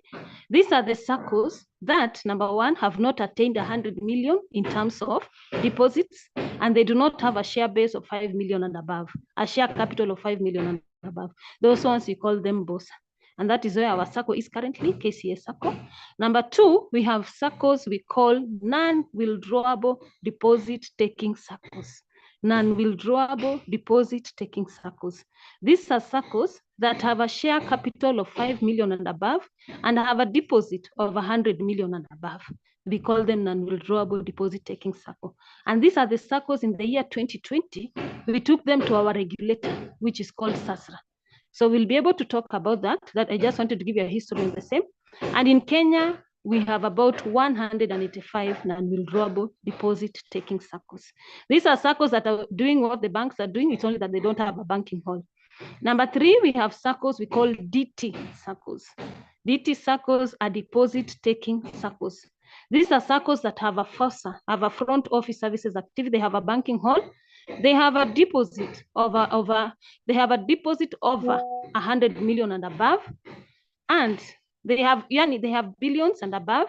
And number two, they have share capital 10 million and above. In Nairobi County, in Kenya, we have about 176. Nairobi County has 54 FOSAs. So we are hoping our SACCO as KCA Sacco will now go to stage tier 2, then finally come to tier 3. That is our prayer. So with that background, I wanted to say we have a regulator in place, and all SACCOs are now being governed. The three categories of SACCOs are now being governed by something we call the Sacco Act. Sacco Act. It's an act of parliament which was passed in the year 2008 and came effective in 2010 when we took our first FOSAs to the regulator.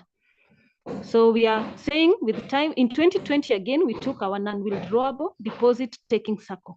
So very soon, we are going to take any SACCO that is called a savings and credit to our regulator. So we are telling our SACCOs to run their SACCOs in a professional way. And number two, continuously build on the share capital. And that is a request to the members that for us to be financially stable as SACCOs, the only thing we look at is the share capital and our reserves, which is our equity. Remember, your members' deposit is a liability. If tomorrow all of you left the SACCO, we will not have a SACCO called KCA Sacco. So the only money that is in the SACCO that belongs to the SACCO is the share capital. And that is why in the year 2008, we introduced the separation between share capital and deposit. Zamani mlikuwa mnasikia pesa yote inaitwa shares. So mtu alikuwa anasema mimi niko na shares, but nowadays we have a separation between the two. We don't call the money you contribute every month shares, we call it deposits. So the deposits are the ones which are withdrawable. That one, if you want to leave the SACCO tomorrow, you qualify to get back your money within 60 days. And provided you don't have a loan, neither have you guaranteed anybody a loan. But for the share capital, members, again, this is the financial stability of your Sacco. The share capital is non-withdrawable, but it is only transferable. Meaning that tomorrow, if I want to leave this Sacco, I will not be given my share capital back. That money is what we call the institutional capital. And it is only, you can only do three things. Number one, you can decide to transfer to another member. And then the other member gives you money, and then you only pay 10% transfer fee, and you leave the Sacco. Number two, you can decide to sell it to the Sacco so that when a new member comes, apewe. And number three, you might decide to leave it in the Sacco, and at the end of the year, you'll be getting something we call dividends. So as our CPFN said, our first facilitator, that our second facilitator, he said that there are societies that give dividends even to 30%. I can give you an example of our Sacco, which gives us at 25%. So it is important that we also build the confidence in terms of share capital so that our members can have the motivation to save more. So on the issue of the share capital, members, you're entitled to get dividends on that. And then the issue of the deposit, you're supposed to get rebates on the same. So back to you as members, again, it is a continuous process that we ensure that every year we grow our share capital. This is the only way our society can be financially stable. So with the new regulator, he says that societies should have a share capital of 10 million. But I know we cannot reach 10 million today. So tutakuwa na mikakati, you have to have mikakati of how you'll build your share capital over the years. You can decide either to be plowing back your dividends every year, or number two, you might decide to be building your share capital by doing contribution on a monthly basis or on a yearly basis. So with the types of Saccos I've told you, on the issue of now SASRA, on the issue of the regulator, which is under now the Sacco Act, we have a regulator called SASRA. And I know you've heard of that SASRA, Sacco Societies Regulatory Authority. I'm saying again, with the regulatory authority in place, there are things that as a ministry we've come up with. Number one, we've come up with something we call the Sacco Central. Sacco Central is where we are saying that we want to be doing interlending between one Sacco to another. So we are coming up with a policy where if Sacco A has a lot of money, it can on lend to Sacco B. Instead of Saccos now going to the bank to ask for money, it can be done through Saccos. So that one is what we are calling Sacco Central. Number two, we have also come up under the governance issues. Again, we have come up with something we call EACC, an Ethics and Anti-Corruption Commission, where we're saying any board member or supervisory committee elected into office, again, will be required to declare his wealth and indemnity. Previously, we didn't have a department called EACC in our cooperative movement, but now we have a department. So any form that you'll fill in terms of wealth and indemnity, you'll be required to be doing the wealth declaration after every 2 years, and indemnity will be a requirement for every AGM. So once you do the indemnity within 14 days, upon being elected into office, you'll fill those forms and we'll be able to take them to our commissioner's office. The other one, the wealth declaration, upon being elected into office as a member, you'll be required to declare wealth within 30 days. And for continuing board members, it will be done after every 2 years. The other one, in line with the Sacco Act, we have also come with the Data Protection Act. Data Protection Act, where we are saying any information that any member has been able to, any information concerning any member in the Sacco should not be publicized. It should not go public, because we are supposed to safeguard our members' information as board members. The other one, according to our act, again, we have the UFA Act of 2011, again saying that our members should be able to declare their nominees upon joining an organization, upon joining the Sacco. There's a form we call a nominees form. We are requesting our members to be filling those forms upon joining the Sacco, and you can change it as many times as possible. You've heard that the government declared, according to Business News last year, about 49 billion as unclaimed asset in the month of September. Again, they have declared another 29 billion as unclaimed asset. So that shows that most of our members, they are not telling us in case upon their death, who should inherit whatever they have saved. So we are coming back to you, members. Kindly visit your office and go and ask for a nominee form. A nominee form. The nominee form, if you put a minor, that is a person under 18 years of age, kindly do a letter of administration giving the powers of attorney to the board members that in case you die before your child reaches 18 years of age, let the Sacco be your trustee, meaning that if that child reaches school fees and whatever, he'll be given that money, he'll be paid for, but he'll only be given your money upon attaining 18 years of age. Number two, if you put more than one person, kindly put percentages, and you can change that form as many times as possible. Once you fill that form, seal it and give it to the secretary when you have sealed it. Why am I insisting on that? KRA people are going around in institutions because they have been given powers under the SASLA that if somebody dies today, and that is a government policy again, somebody dies today and you've not nominated your next of kin or your nominee, within 5 years upon death of that member, and nobody has claimed that money, the board are supposed to take it to Central Bank of Kenya as unclaimed asset. If you listen to the business news, before news, you can see they have given a waiver to the cooperative movements and also the other financial institutions that they should declare any unclaimed asset by 1st of November.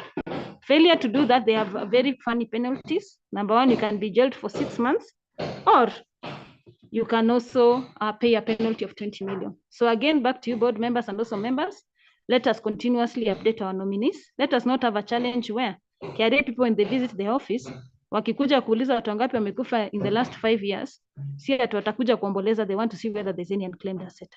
It is a really big challenge to us. The other one is the issue again of the dividends. Members, if you've not picked your dividends for 2 years, and if you didn't give instructions to the board that they should capitalize your amount, again, after 2 years, the money should be taken to the unclaimed asset as that money that does not belong to anybody.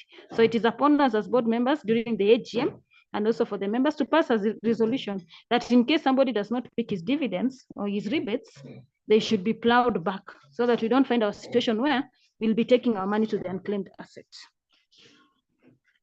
Lastly, there's the issue of the housing, the issue of housing. I've heard the facilitator talking about housing. In SACCOs, we don't do housing. Our main objective in the SACCO is saving and giving loans to members. If you want to do issues concerning housing, then you'll pass a resolution in the AGM as members that you'd want to form a cooperative we call a housing cooperative society, where you can do any investments that are legalized and are risk-free under that. So as I finish, there are policies that members, they are very crucial to your society. There are about 16 policies, but the major ones that I would want you as members during your AGM to be able to resolve, I'll give back to the board powers to have them, is come up with a strategic plan where you'll have your vision and your mission, and you'll also have the pillars and also the milestones.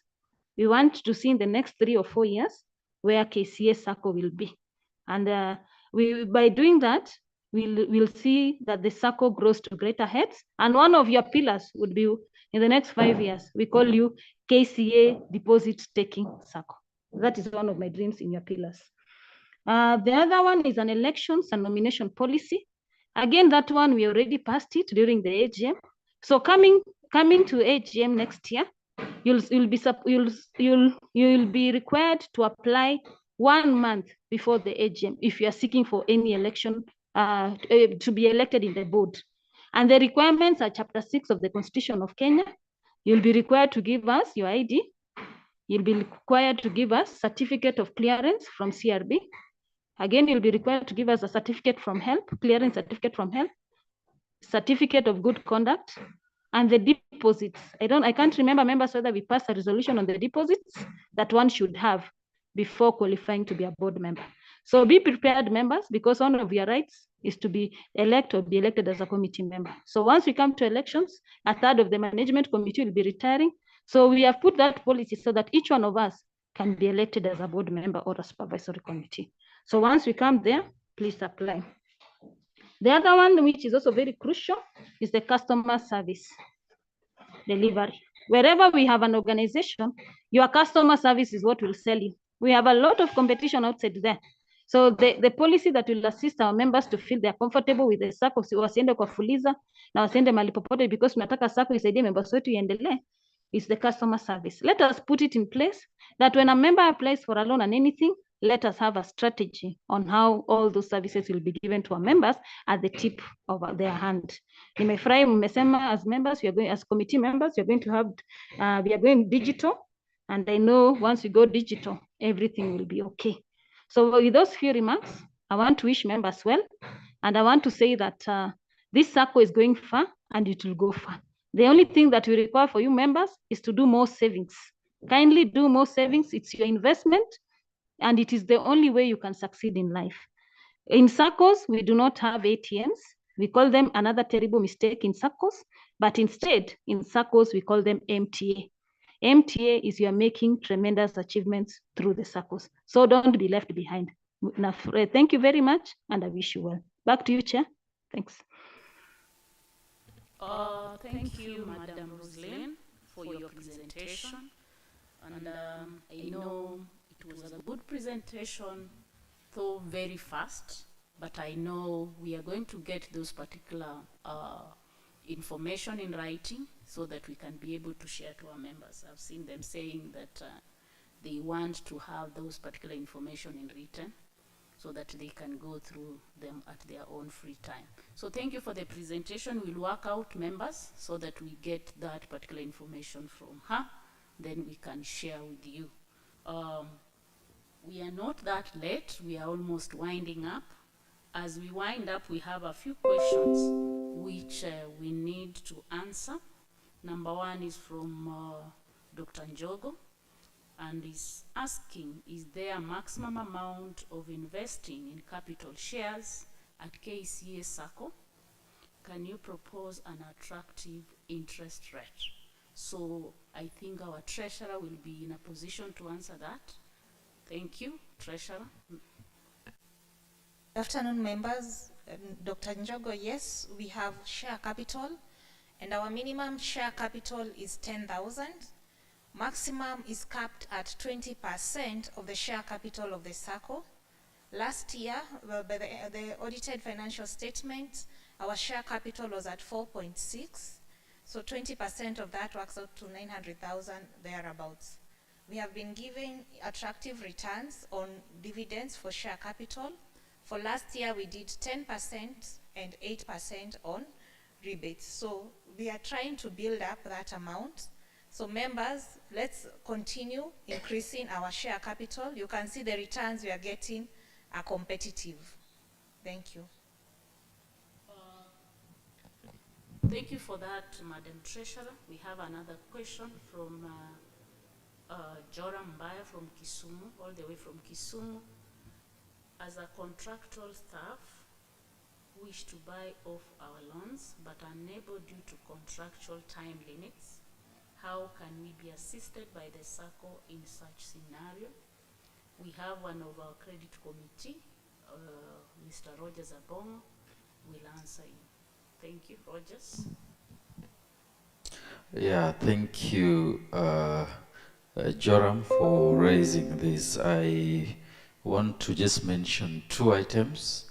One is you realize that the time limit that we consider is very considerate. Banks require, or most banks, they take 6 months less the end of contract period as they calculate the time that the time period for your loan. For us, we compute up to the last month, and so it's important to be able to take note of that. Secondly, if you consolidate or come for buy-off, you will get very concessionary or good interest rates that is going to be it will ensure some level of stability. So we want to encourage. But the second part of that question is that as a board, we have noticed a major challenge, particularly touching on our members whose contracts either short or coming to an end. As credit committee, we have commenced conversations on various options that we need to consider for tabling to the board. I may not go into the details at this point, but I'm just indicating that we are aware that there are a good constituency. For example, the part-time lecturers. This is a big issue, it's a big concern because their contracts are semester-based. So now what happens? You're members, then you are a member of the Sacco, but then you're not able to take a loan. Now I'm glad Roslyn has properly propagated the idea around guarantorship. And we want to assure members like Matthew Ayal and Leslie Aroko, CS Leslie, we are going to ensure that we get all this information documented and shared, including these policies, so that members have the copies, you can review, you can know. But going into the future, we will try to make sure that we have your back covered, because you look at one side, the issue around the term, your contract term is with the university as an employer. But then the issue of your guarantorship is on your membership in the Sacco. So we must harmonize the two, because when we are dealing with you, our interest is how have we mitigated the risk so that the Sacco is not exposed. And that's why we have the area, or we have the provision for guarantorship. So how then can we make sure that we focus more on this level of guarantorship? As I said, this is the conversation we are going to have as a board, but that will throw back the challenge, even as it were, as was indicated by Roslyn, that it is going to be fundamentally important to know who you're guaranteeing. We've realized some people sign guarantorship forms without even checking the basis of that loan. How long is it? How much is it? And remember, when it comes to default, then the guarantor comes into question. So I think it's a call for awareness that even as you sign, it is important that you are aware, I'm guaranteeing so-and-so, but his or her term contract is soon coming to an end, and you even discuss the mitigative measures even as you guarantee the person. But overall, we are going to make sure that all our members within the range that is allowable by law, and within the precincts that would also ensure that the Sacco is not exposed. On that note, allow me, Chair Education, Madam Shanga, just to request Madam Winnie, because it's on this strength, what products do we have? And what do you need to do to take them? Just in maybe around 2 minutes, so that our members are reminded about the product offerings that we have. Thank you, Rogers. Members, I would like to just brush through the Sacco products, because these are the products that we'll need to enjoy even as we are members of the KCAU Sacco. So we have the savings, and we also have the loans. I'll start with the savings, where we have the deposits. Technical team, please bring out the slide on the deposits, so that members, we are able to go through together. So we have the members' deposits, and it's important for us to continuously increase on the deposits. And these will enable us access loans and even boost our borrowing power. And even our return on investment will be much, much better. So we have another product, which is a fixed savings. And these members, you're able to save up to a minimum of about 6 months. And this particular saving will attract an interest of 7% per annum. And this product will be appropriate for those who want to save for holidays, and if you want to also save for future education, these you can save as well. And the minimum amount is 1,000 shillings per month, and these savings will be available in case you need them within 5 working days. Then you can go now to the products that you can borrow with the Sacco. We have the first one, which is a long-term loan. And members, this goes for a period of 72 months. And the interest is quite affordable, and this is 1.17% per month. Quite competitive. Members, this you can remain, at least ensure you remain with a third so that you're able to pay off the loan comfortably. So the loans must be fully guaranteed by members, and the guarantors, and also your personal savings. And you can borrow up to 4 times of your deposits. So we talked about the consolidation of your bank loan and other loans that you could be having. So enjoy this product by doing the consolidation of your loan. So we'll need maybe the bank statement, the pay slip, just for us to be able to make effective decision. The other loan we have is the development loan. This goes for a period of 48 months. So this is 4 years. And the interest is very competitive. It's 1% per month on reducing balance. So the applicants, members, you need to remain with a third, and that is the net, a third of your net, after all the deductions have been done. The next, we have the emergency loan. So the emergency could be as a result of hospitalization, it could be as a result of the court fines, or as a result of bereavement. Then members, you can enjoy this particular product. And this particular product is a top-up. You can have it even as you have other loans. And it will help you cope with that particular situation that you have at that particular time. The next product, we have the logbook loan. So this is guaranteed by your logbook, and your logbook is your security. Your logbook is your security, and the maximum repayment period is 3 years, which is 36 months. So the logbook loan is given within 4 times of your deposits. So the loans are disbursed after a successful joint registration of the vehicle. And the interest is 1% per month on reducing balance, and members, you can borrow up to 50% of the value of your car, 50% of the value of the car. So we need documents like your payslip, the valuation report, and the original logbook. The other product we have, members, we have the school fees loan.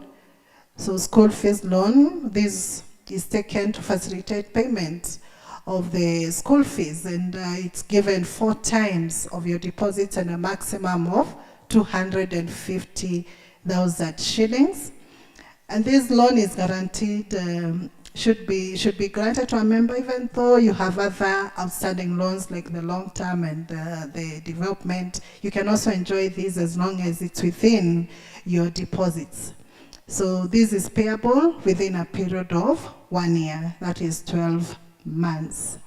The other product, we have the short-term loan. This is 6 months.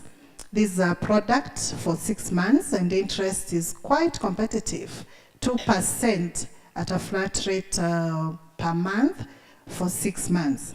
So the maximum you can borrow in this particular product is 500,000, that is 500,000. And a member must, however, retain their third of their basic after all the deductions, and you qualify for up to 4 times your savings, your deposits. And the last product that I'll inform you about is the Kcau PAP. So this Kcau PAP is payable within a period of 3 months, and you can enjoy it even if you have other loans products that you're still servicing. So the interest for this particular loan is 2%, 2% per month on a flat rate, and the loan does not require guarantorship, so the only thing you need to attach to that particular loan is your payslip, your recent payslip, and you can apply up to 30,000. So these are the products that the Sacco currently have, and of course we are benchmarking with other societies to get other products that we can add to these ones. Thank you so much for your time. Thank you, Madam Winnie. At least our members, you need to know we have variety of product, so we don't need to be pressed in case we need money, and they are flexible. Credit committee can approve your loans within, especially the short-term loans, within the shortest period of time, if given time with their busy schedule. We are almost winding up. I've seen a chat from Kisumu, Kennedy. I think our secretariat will come back to you or by Monday so that they look into the matter. So kindly be in touch and they will sort that out. Any other query?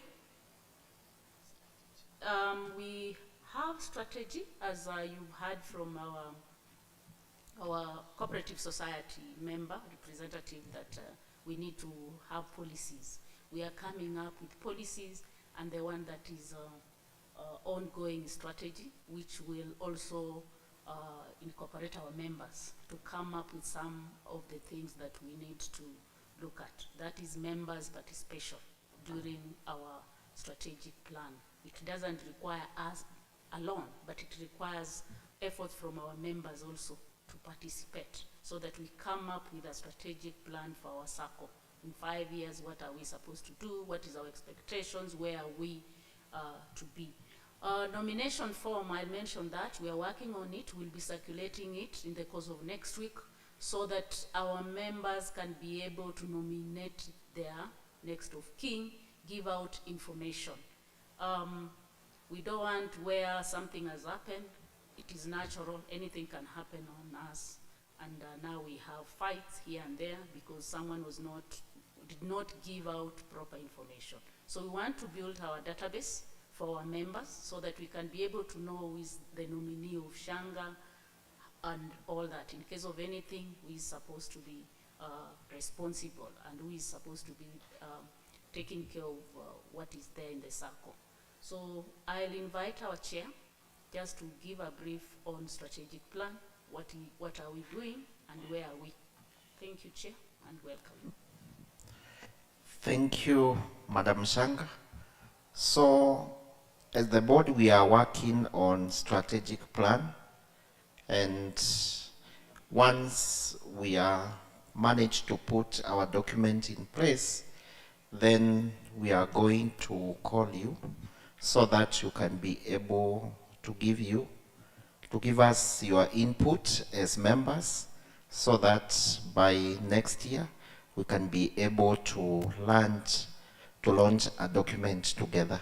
So we are still working on it, and I believe before end of this year we are going to get in touch with you so that you can be able to give us your input. Thank you.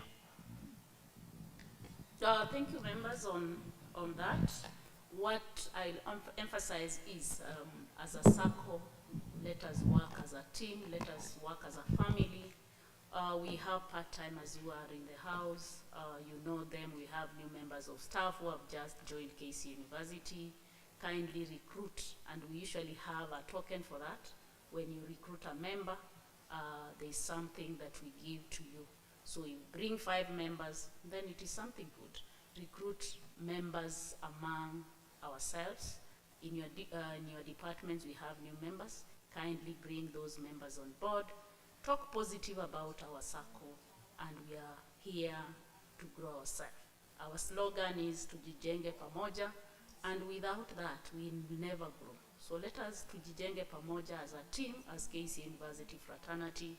Then we move our Sacco to greater heights. We have our final presentation, not even presentation. We have members who retired during our last elections, AGM, when we had SGM. And on board we have Bwana Benjamin Kinuthia, who is with us today. Matthew Ayal is away, but he's here virtually. So we need to recognize them since they were with us since 2018. They've done a good job. And I'll hand over this particular session to our able Bwana Rogers Abono to actually come up or do the necessary, because they are our very own. So we find it wise that we do it during this Members' Day as our member watchover, and we also give out something small to them, which was actually approved during our SGM last time. So thank you and welcome, Mr. Rogers.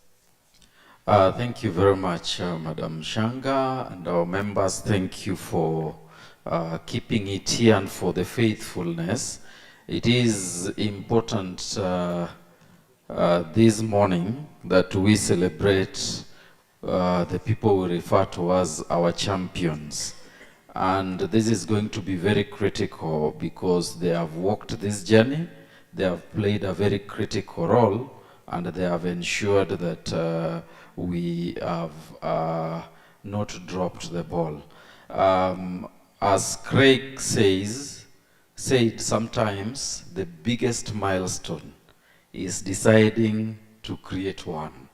We have two gentlemen who decided to create the milestone, and for that reason we want to celebrate them today. The first person we are celebrating is Matthew Ayal. Matthew Ayal joined the Sacco as a member of the supervisory committee in 2018, and he exited this year. Now, having joined in the supervisory committee in 2021-2023, he served as a chair of the supervisory committee and was able to make major contributions to that effect. Matthew championed the drafting of a strategic plan, which is undergoing review for further consideration, as has been mentioned by the chair, but he has been a great champion and crusader that our Sacco needs to have a strategic plan. Now, Matthew Ayal spearheaded monitoring and evaluation efforts and always stuck on the questions of why, who, by when, and many, many more. And he made sure the management committee were always put to task.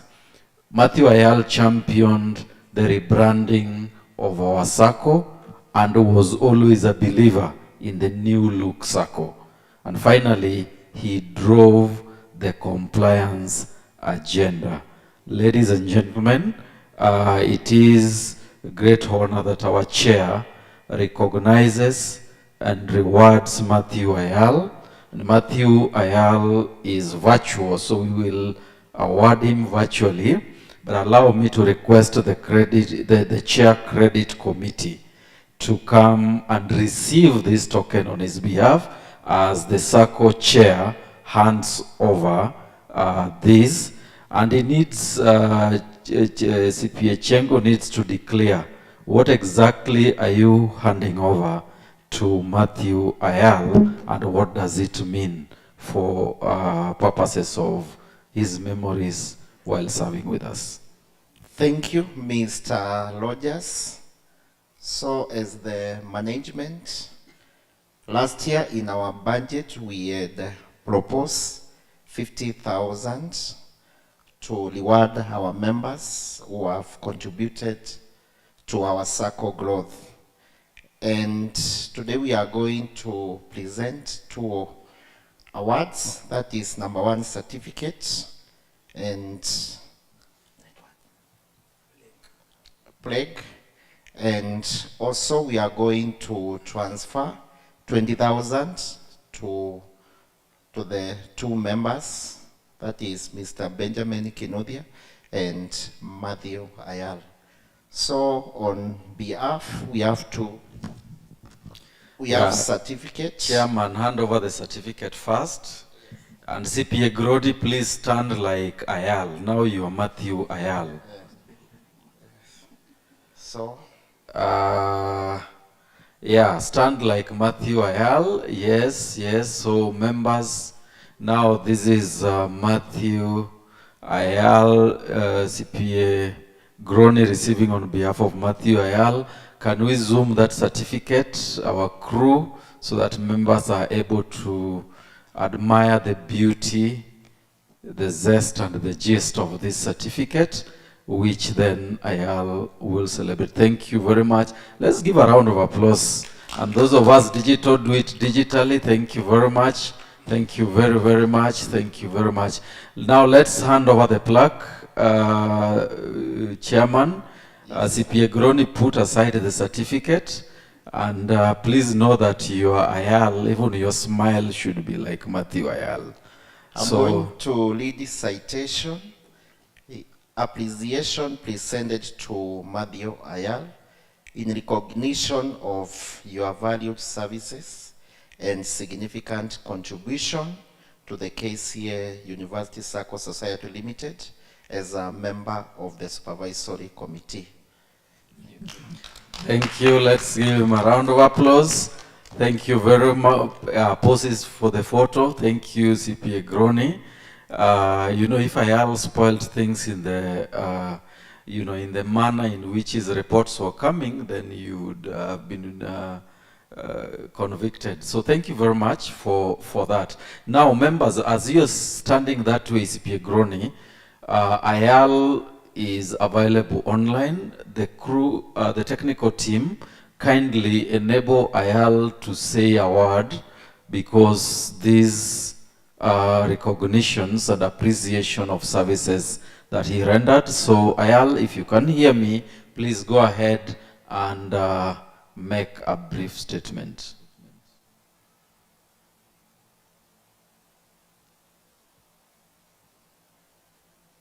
Ayal, please unmute yourself.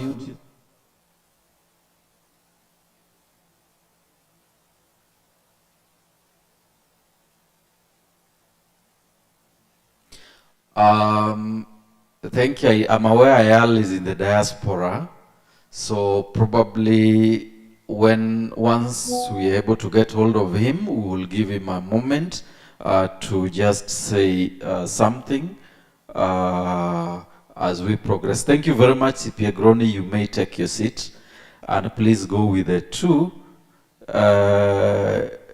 If they disappear, then you know what that will mean. Thank you. Now, ladies and gentlemen, having celebrated a member of the supervisory committee, as we exit, I've seen the chair supervisory committee, CPA Douglas Nyakundi, is online. Nyakundi, if you can hear me, just say a word, having worked with Ayal. Nyakundi?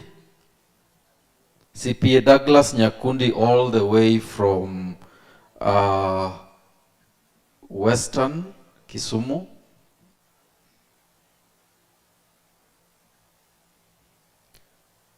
Technical team, are you able to activate Nyakundi?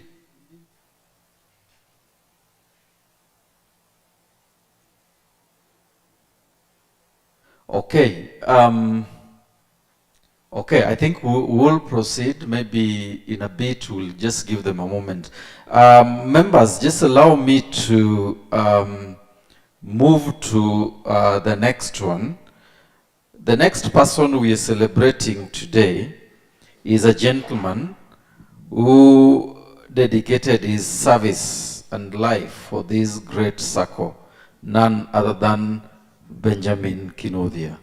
Benjamin Kinudhia joined our great Sacco in the year 2016, and he served until the year today, 2023. And he served diligently as a member of the management committee of the KCA University Sacco. In 2016, running to 2021, Benjamin Kinudhia served as the chair of the credit committee. in which he was able to do a couple of things. He championed the following products during this time: logbook loan, short-term loan, Saidika loan, and fixed deposits. He worked closely with the members of that committee to ensure fast-tracking and speedy resolution of outstanding issues among members. Benjamin Kinuthia equally, 2018 to 2022, served as the chair of the procurement committee and was able to lay structures in terms of procurement processes within the Sacco. And for this, he was able to align these processes to the objects of the formation of Sacco. And finally, Benjamin Kinuthia championed the development of a credit policy which has since been enhanced to meet the needs of the members.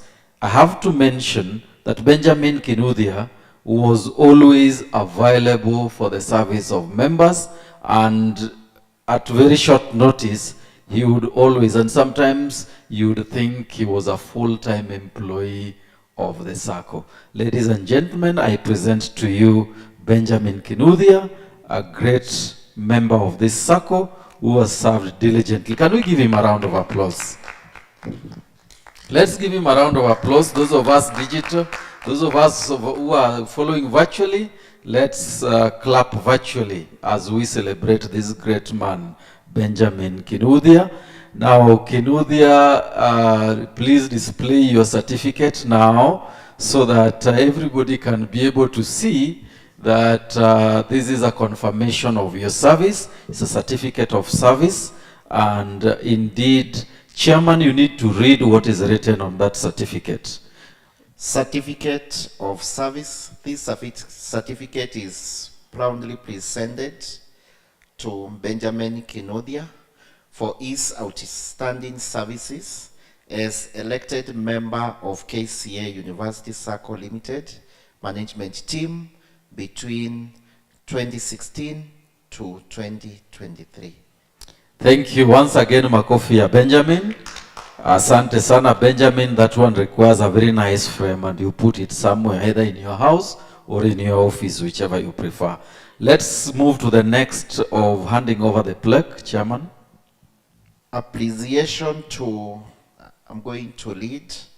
Appreciation presented to Benjamin Kinuthia in recognition of your valued services and significant contribution to Kcau University Sacco Society Limited as a member of the management committee from 2016 to 2023. Thank you. Thank you very, very much, Benjamin. You can hold that, admire it nicely. If you love it, give a smile, Benjamin. Now you can pause for that. Members, you can see our crew, you can zoom in so that we see the plaque, just appreciating the service rendered by Benjamin Kinuthia during that time. Let's give him a round of applause. I want to ask our treasurer, CPA Thiga, to step down and just flank Benjamin as he makes his remarks in terms of this level of appreciation. So hand over the microphone to Benjamin. But you, treasurer, you can have a handshake. Just give a firm handshake, Benjamin. Wow. Let's give them a round of applause, please. We appreciate you, Benjamin. Your work, we stand upon your shoulders, and even as we give you this small token of service, we are grateful. Thank you very much. Thank you. Benjamin, you may say a word. I want to say thank you so much for this recognition. Of course, now what you've given me, I will always remember the work that I did for the Sacco. And thank you so much because, you know, that appreciation that we did some work at the credit committee. So I also thank you for the same. Asanteni. Thank you very, very much. I want to request all the members of the management committee to just step down for a quick shoot with Benjamin. and then we hand it back over to our session chair. All the management committee members, kindly let us just step down for a quick shoot.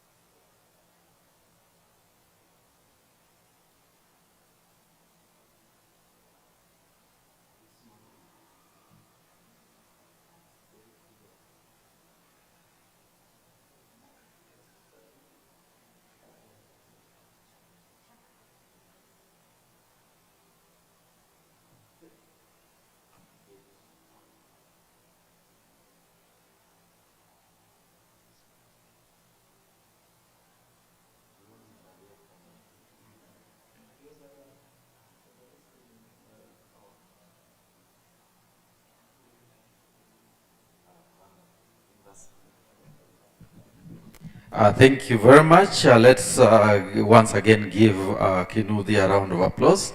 Kinuthia, thank you so much. We celebrate you. I'm informed that Ayal now is available online.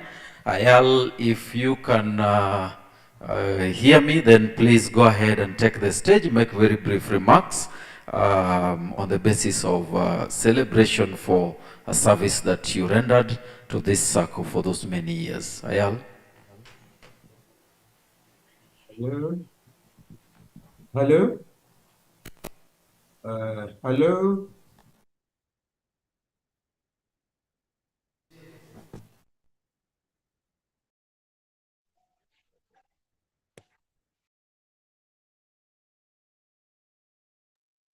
Hello, members.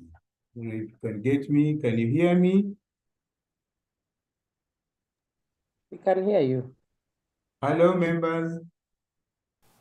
I want to say I'm also very grateful for the recognition for the service that we render to the Sacco during our time. And I will really ask those who are now in the Sacco leadership to try and move our Sacco to the next level. We have started the journey, and as you know, this is it's like a relay. One team works, and then the other teams continue. So what I can briefly say is thank you very much for the award and the recognition that you've given me as an individual for the work that you've done with the Sacco. I am still a member of KCSC Sacco, and let KCAU Sacco grow to the highest limits. Thank you. For your kind words, and indeed this is a relay. Allow me at this point to hand it back to Madam Shanga. We want to recognize that our manager human capital, Madam Jennifer, has been with us since the beginning, of course, as a member of the Sacco, and her support has been very, very instrumental. Over to you, Shanga. Thank you very much, members, for being there up to this particular time. As I promised, by midday we should be over, and this is where we are. I'll only emphasize on next year, we are going to reward also members who will be the best savers, and also people who are taking with us loans and paying very well. So kindly take that particular initiative of doing your saving. Next year, refer a friend, refer your colleague, then you can also get something out of it. So we have just done what was meant for the day. As we enjoy our Mashujaa Day today, because I'm not going to come back here, enjoy your Mashujaa Day. Wacha tujijenge pamoja as a family, as KCA University fraternity, to build our Sacco to greater heights. And I'll hand over to Rogers now to give vote of thanks from there, and then we can now end with a word of prayer by our very own Groni. Thank you. Thank you very much, Madam Shanga. First and foremost, we want to thank our members most sincerely for sparing time, sacrificing your holiday, and most importantly, for entrusting us with the responsibility to be trustees over your investments. And we want to thank you for that, and we want to commit that we will not betray that trust. The second one is to thank our facilitators. CPA Faustin Mwinzi, the tax don himself, has outdid himself one more time,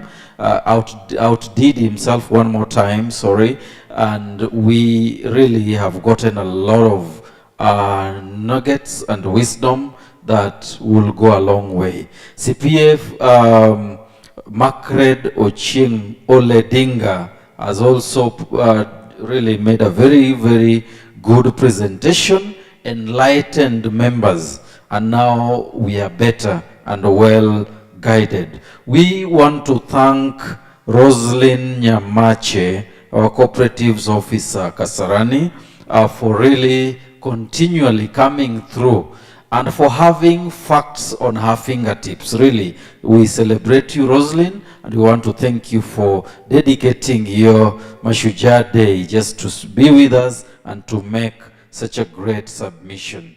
We want to thank KCA University leadership for their dedication and commitment to ensure that deductions made are remitted and are up to date on time, and that helps us a great deal. We really want to thank our leadership really for that kind of support. We want to thank the technical team and the crew for the work they have done to put this together, and we have not experienced technical hitches. We want to thank you so much for really coming through to support this initiative. We want to thank the Secretariat, the Supervisory Committee, and the Management Committee members for your continued dedication. I wish also to thank major savers and prudent borrowers for your faithfulness and really for ensuring that you keep the wheels of our Sacco rolling. Those who have served the Sacco before, we want to thank you most sincerely. And we want to thank, those who have shown great dedication and those who have supported. We want to thank everybody. May God richly bless you. And as we move our Sacco to the next level, let us remember that indeed it is our responsibility. And always put your eyes where your mouth is. Thank you, and God bless you. Over to you, CPA Groni. You may close it with a word of prayer. Thank you very much, everyone. All that starts with God, ends with God, and it's my humble request that we bow down for a word of prayer as we appreciate the whole process. Mighty and everlasting Father above, we come before you this afternoon. We thank you for everything that you have done to us in this meeting.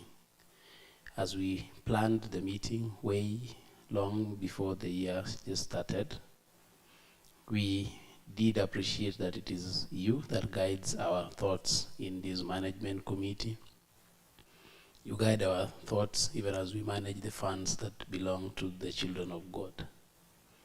And so, our Father, this meeting that we set aside to train and to educate our members on the issues that will help them live in a better life, we thank you for guiding us. We know that in all the lives of human beings, you always want us to improve the lives of one another. And so, our God, we thank you for a good meeting. We thank you for the leadership of this circle. We want to pray for our chairman, that the humility that has made us move through all these years with this circle to this level. Thank you for each committee member that are here, that their wisdom that they bring in every meetings to help guide the process of running this circle. We thank you for each one of our members that have been able to contribute the money that they earn when they work hard to our circle to help build a greater circle that we see today. And we thank you for their families that have kept them together, even as we move in this journey. We pray that you guide us into the future, and as we grow, we will not forget to say thank you in every milestone. Bless also our former board members for the humility that they have been able to do, even during this time and even the times that have passed, even going into the future. We pray that their wisdom be with us even as we go into the future. We pray that this university, the leadership, human capital department that has been able to help our members even as we apply for loans, and even the ambience of the good Professor IC Wakindiki, with our CEO, that we have been able to work closely with the university to support the members of this Sacco. May you bless them, guide them together with all the DVCs, even as we move on. This is our prayer through Christ our Lord. Amen.